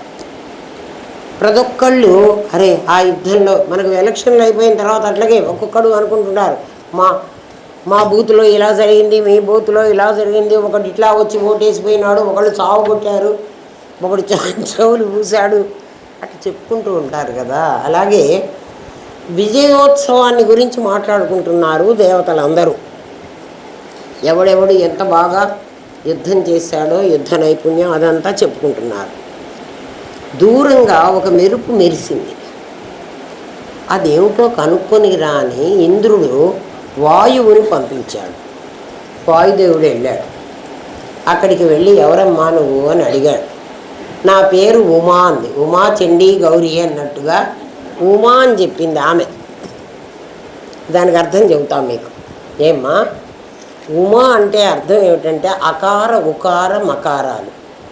అకార ఉకార మకారం అనే 3 అక్షరాలు జాగ్రత్తగా వినండి, మీకు తెలియదు ఇది. ఈ 3 అక్షరాలు బ్రహ్మ విష్ణు మహేశ్వరులకు సంకేతాలు. అకారం బ్రహ్మస్వరూపం, ఉకారం విష్ణు స్వరూపం, మకారం రుద్రస్వరూపం. బ్రహ్మ విష్ణు మహేశ్వరులు. అవ్యక్తమైన శక్తి వ్యక్తమైనప్పుడు, అవ్యక్తమైన శక్తే కదా వ్యక్తమవుతోంది. వ్యక్తమైనప్పుడు అది త్రిగుణాత్మకంగా వచ్చింది. ఒకటి సత్వగుణం, ఒకటి రజోగుణం, ఒకటి తమోగుణం. బ్రహ్మ విష్ణు మహేశ్వరులు అన్నారు. కానీ ఎల్లంరాజు గారు నేను కూడా దీంట్లో ఏకీభవిస్తాం. ఎందుకంటే రజస్సు లేకపోతే పని చేయటానికి వీలు ఉండదు. అందుకని రజస్సే బ్రహ్మ అనుకోవాలి, సత్వం శివుడు విష్ణు అని. అనుకోవాలి. మరి పెద్దలు ఎందుకు సత్వరజస్తమో గుణాలు పెట్టారో నాకు కూడా ఇంకా తెలియలేదు. మీరు తెలుసుకుంటే సంతోషం. పుత్రాది చేత్ పరాజయం. మీరు తెలుసుకుని కనుక నాకు చెప్పగలిగితే నేను బాధపడను, సంతోషపడతా. ఎందుకంటే అబ్బా నా పిల్లలు ఇంత తెలుసుకున్నారు. నాకు తెలిసినంతలో మరి ఋషులందరూ కూడా బ్రహ్మ విష్ణు మహేశ్వరులని అన్నారు. ఆ ఆర్డర్లో చెప్పారు. బ్రహ్మగారు రజోగుణం కావాలి. ఒక చోట ఎల్ఎన్ రాజు గారు కూడా సేమ్ నేను అనుకున్న డౌటే ఆయన కూడా రాశారు. కానీ మేమిద్దరం కలిసి మాట్లాడుకోలేదు కాబట్టి అది ఏంటో నాకు కూడా తెలియలే. అంత తెలిసిన వాళ్ళు ఎవరైనా మహానుభావులు వాళ్ళ శిష్యులు ఉంటారేమో అంటే నిన్న ఒక్కడు కూడా రాలే. అకార ఉకార మకారాలు బ్రహ్మ విష్ణు మహేశ్వరులు. విష్ణువు ఇప్పుడు బ్రహ్మగారి పైన అయిపోయింది. ఆయన సృష్టి చేసేసాడు. మనందరం సృష్టించబడ్డాం కదా. ఎవరన్నా ఇంకా నేను పుట్టలేదు అని అనుకుంటున్నారా? అందరం పుట్టాం. పుట్టిన తర్వాత ఇప్పుడు పెరుగుతున్నాం. మనం ఎప్పుడు పోతామో తెలియదు. కానీ బర్త్ డేట్ ఎప్పుడు ఉందో డెత్ డేట్ కూడా అప్పుడే ఉంది. డెత్ డేట్ మనకి తెలియదు. ఒక మెడిసిన్ తయారు చేసిన తర్వాత మెడిసిన్ తయారైన రోజు రాసి దాని ఎక్స్పైరీ డేట్ రాస్తాడు చూడండి. ప్రతి బాక్స్ మీద ఉంటుంది.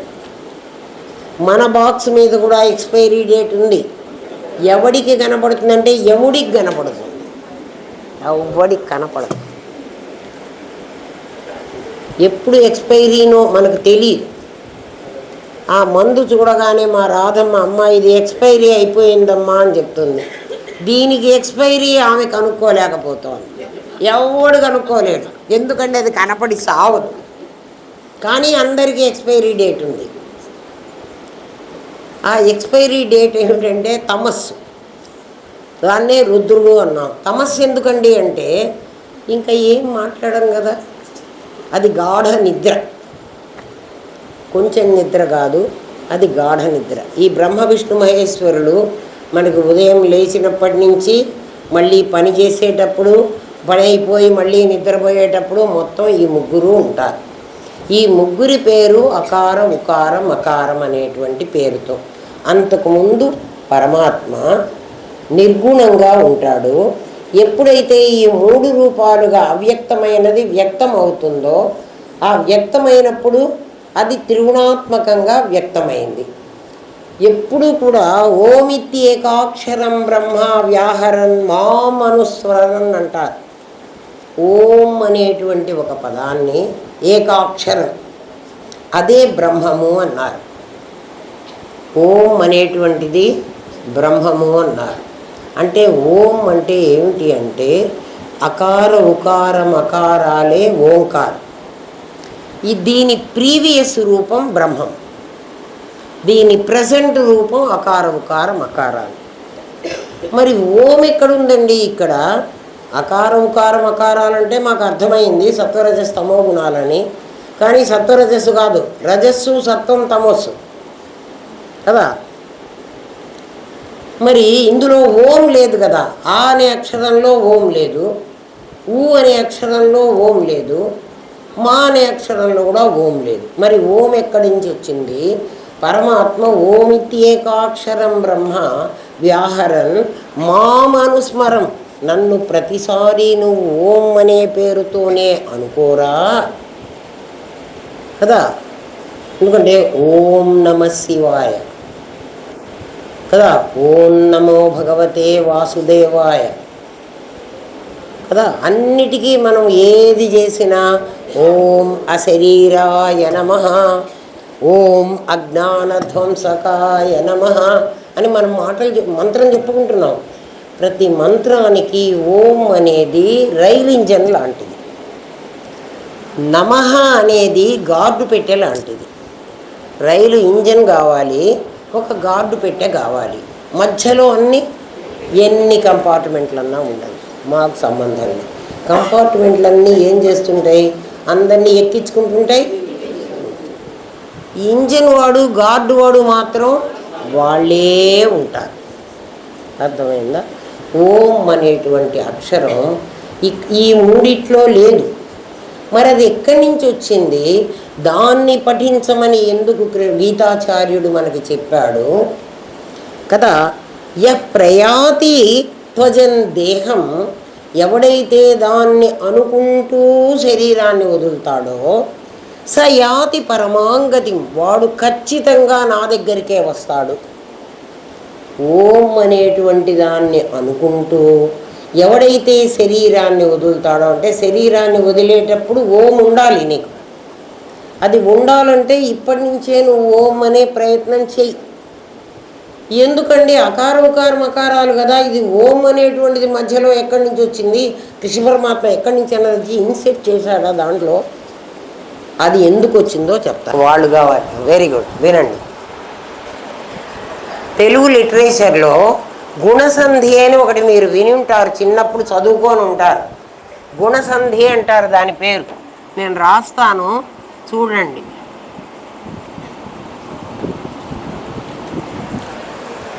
ఆ గుణసంధి ఏమిటి అంటే, అకారం అనేటువంటి అక్షరానికి ఈ ఊ రు అనే అక్షరాలు పరమైతే, అకారం యువతల పూర్వ పదంలో ఆ ఉండాలి, తర్వాత పదంలో ఈ ఊ రు అనేటువంటి పదాలు గనక వచ్చినట్లయితే క్రమంగా ఏ అనేది, ఓ అనేది, అర్ అనేది, ఈ మూడు రావాలి. అంటే వేటి చోట్లో, ఈ రెండిటి చోట్లో. అట్లాగే ఆ ప్లస్ ఊ ఈ రెండిటి చోట్లో, ఆ ప్లస్ రు ఈ రెండిటి చోట్లో. ఈ రెండక్షరాలకు బదులుగా ఇవి రావాలి. ఒక ఉదాహరణ చెప్తా, మీరు వినండి. ఇప్పుడు రాజా అనేటువంటి ఒక పదం ఉంది, ఇక్కడ ఈశ్వరి అనే ఇంకో పదం ఉంది. ఏమ్మా, ఇక్కడ రాజాలో జు ప్లస్ ఆ ఉన్నాయి, అవునా? జా పలకండి, కా పలకండి, గు ప్లస్ ఆ, గా పలకండి, గు ప్లస్ ఆ. అట్లా ఆ అనే అక్షరం ఉంది. మేమేం చదువుకోలేదనుకోకండి, ఏం అక్కర్లే, అక్షరాలు ఆ ఈలు వస్తే చాలు. ఈ ఆ దీని తర్వాత ఈ ఉంది. ఈ అంటే ఈ రెండు, ఊ అంటే ఊ రెండు చెప్పరు. ఊ అంటే ఊ అని కూడా, అట్లాగే రు అంటే రూ అని కూడా. ఇప్పుడు ఈ ఆకి ఈ పరమైంది కదా, ఈ రెండు కదా కలిసి ఉండాలి, ఈ రెండు పేరు. ఈ రెండిటికి బదులుగా ఏ రావాలి. అర్థమైందా? అంటే జు ప్లస్ ఏ జే అవుతుంది. రాజా ప్లస్ ఈశ్వరి రాజేశ్వరి అవుతుంది. రాజేశ్వరి ఎందుకయింది అంటే అది కారణం. అర్థమైందా? అట్లాగే మీకు ఇది చెప్పేశాను. మహా ప్లస్ ఉదధి, ఇక్కడ హ్ ఉంది,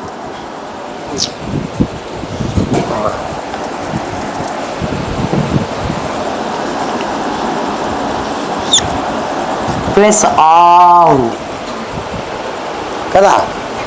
ఆ అంటే ఆ కూడా, ఆ రెండు ఆ కిందికే వస్తాయి. మహ్ ఆ కలిస్తే మహా అయింది. ఈ ఆకి ఈ ఊ కలిసింది, అవునా? ఆకి ఊ కలిస్తే ఏం కావాలి? ఓ కావాలి.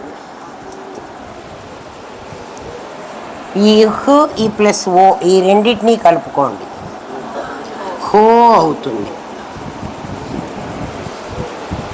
అప్పుడు ఈ పదం ఎట్లవుతుందంటే మహోదధి అవుతుంది.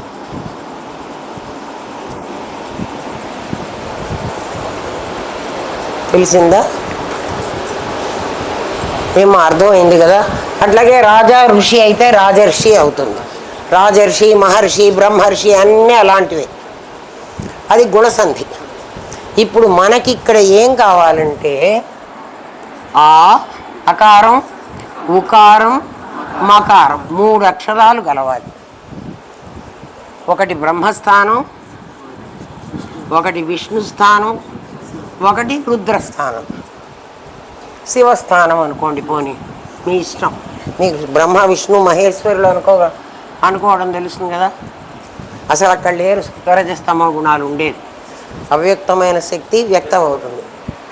ఆ ప్లస్ ఊ కలిసింది ఇక్కడ.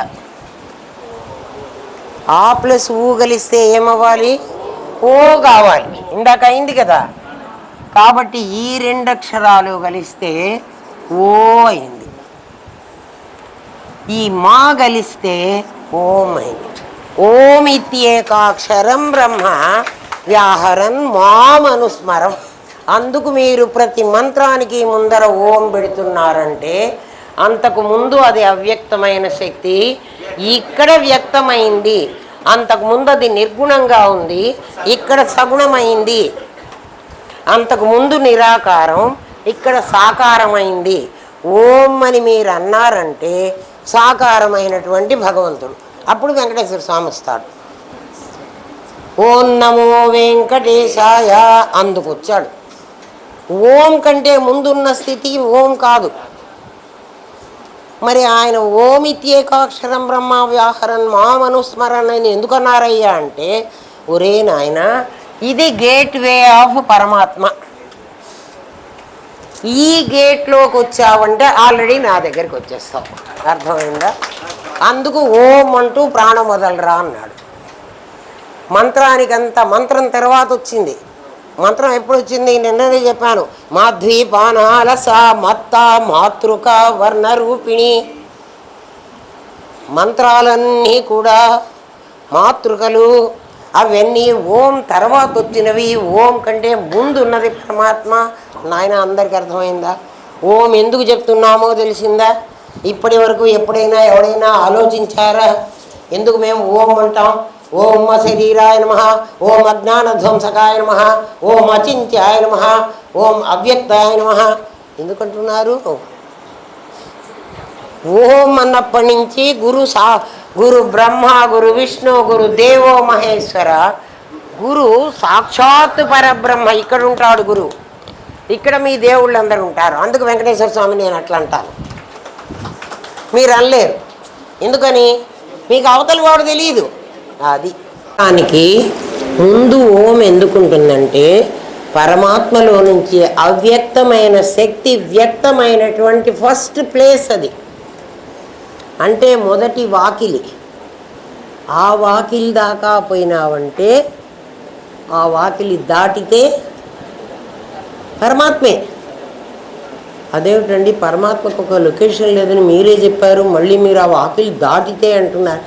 ఇక్కడ కూడా ఆ వాకిలే ఉంది. ఇక్కడ కూడా నువ్వు దాటవలసింది ఆ వాకిలే. ఆ వాకిలి దాటకపోతే ఆ వాకిలి ఎవడు దాటగలడు అంటే ఎవడికి జ్ఞాననేత్రం తెరుచుకుంటుండో వాడు ఆ వాకిలి దాటగలడు. ఆ డోర్లు తెరవరు, అందరికీ ఆ తలుపులు తెరిచి ఉండవు కదా. వాటి కీ రామనాథం గారి దగ్గర ఉంది.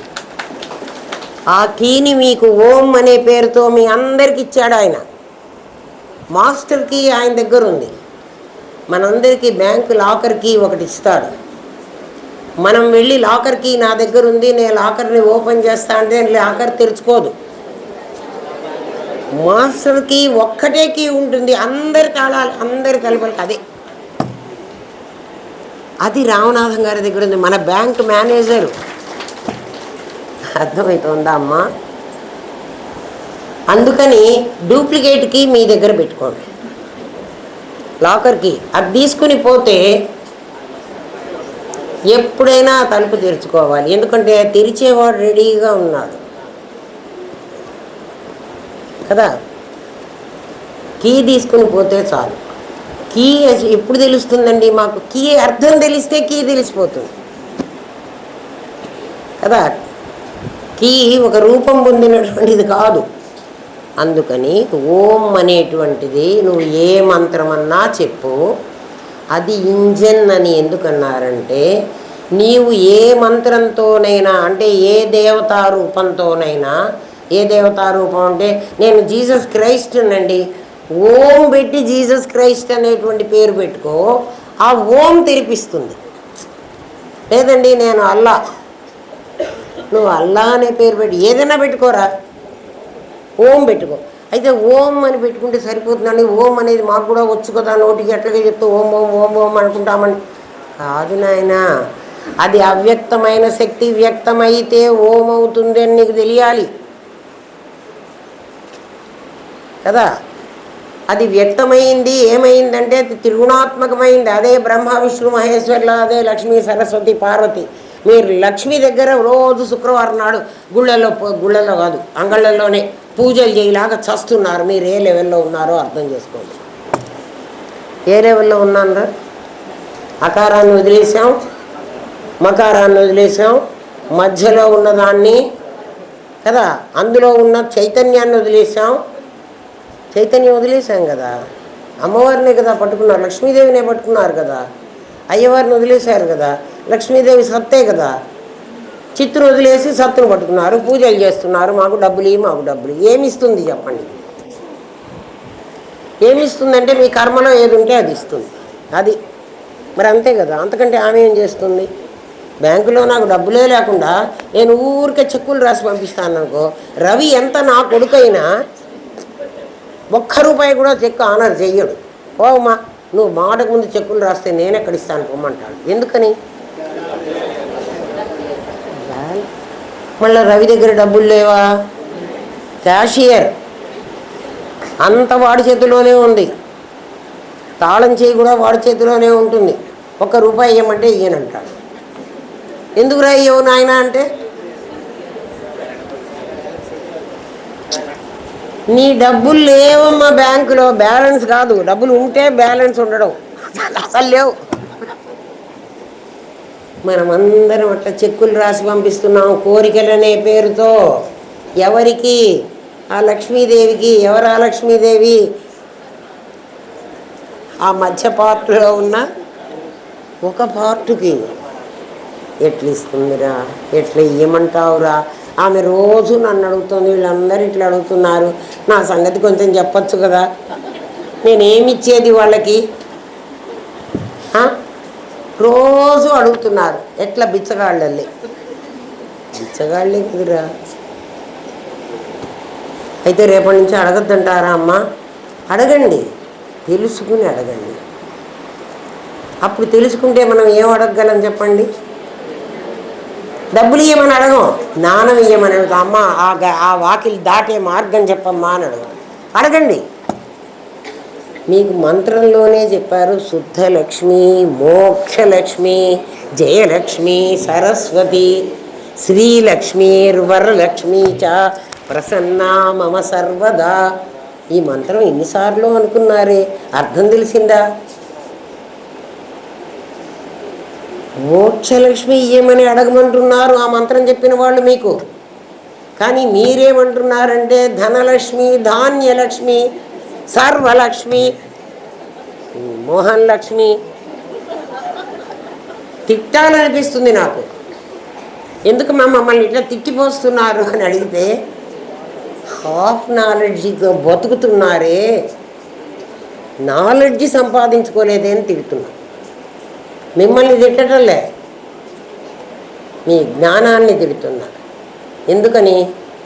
అది ప్రజ్ఞ కాకుండా జ్ఞానం, పరిమితమైన జ్ఞానానికి లోబడి చాలా తెలిసిన వాళ్ళం అనుకుంటున్నారు. అది నాకు బాధ. నాకు తెలియదు. బిచ్చగాడు అమ్మ నాకు ఏమీ లేదు, నాకు ఆకలి అవుతోంది, అన్నం పెట్టమంటే ఏ తల్లి అయినా అన్నం పెడుతుంది వాడికి కదా. నాకు చాలా ఉన్నాయి, నాకు బిర్యానీ పెట్టు అని ఏ బిచ్చగాడన్నా వచ్చి అడిగాడు అనుకోండి, లేకపోతే పలావ్ పెట్టు, లేకపోతే బిర్యానీ పెట్టు కదా. పలావే కాదు, చికెన్ బిర్యానీ పెట్టు అని అడిగాడు అనుకోండి, ఇంకా అంటే వాడికి తినాలని చాలా కోరిక ఉంది. అప్పుడు ఇంటి ఇల్లాలకు ఏమనిపిస్తుంది చెప్పండి? మీరే చెప్పండి కదా. మన ఇంట్లో ఉన్నా కూడా పెట్టబుద్ధి పుట్టదు. ఎందుకని? వాడు ఆకలిగా ఉన్నవాడు కాదు. ఆకలిగా ఉన్నవాడైతే ఏం పెడితే అది తింటానంటాడు. అట్లా అన్నవాడికి నువ్వేం చేస్తావు? నీ దగ్గర ఉన్నది నువ్వు తినకపోయినా వాడికి పెడతావు. ఎందుకని? అరే వాడికి ఆకలి అవుతుంది, నేను పొద్దున బాగా టిఫిన్ తిన్నాను కదా, నేను ఇంకో గంట సేపు అయినా తినకుండా కూడా ఉండగలను, లేకపోతే ఏకాదశి ఉపవాసం నాకు అలవాటే, వాడికి పెడదామని పెడతావు. వాడు పలావ్ పెట్టు, బిర్యానీ పెట్టు అంటే వెధవానికి అసలు అవసరం లేదు, లేపో.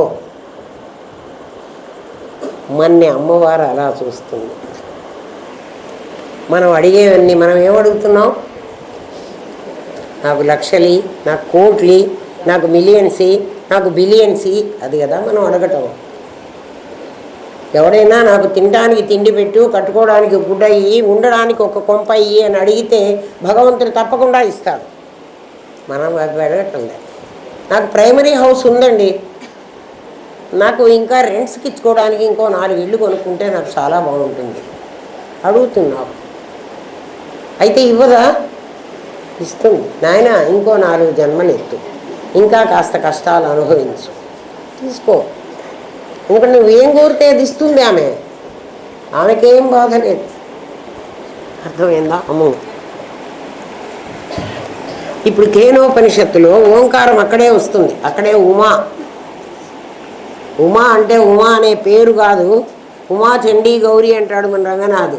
అంతా చండీ గౌరీ. నిజంగానే ఆమె చండీ గౌరీ. ఎందుకని? అంతకుముందు ఆమె అవ్యక్తంగా ఉంది.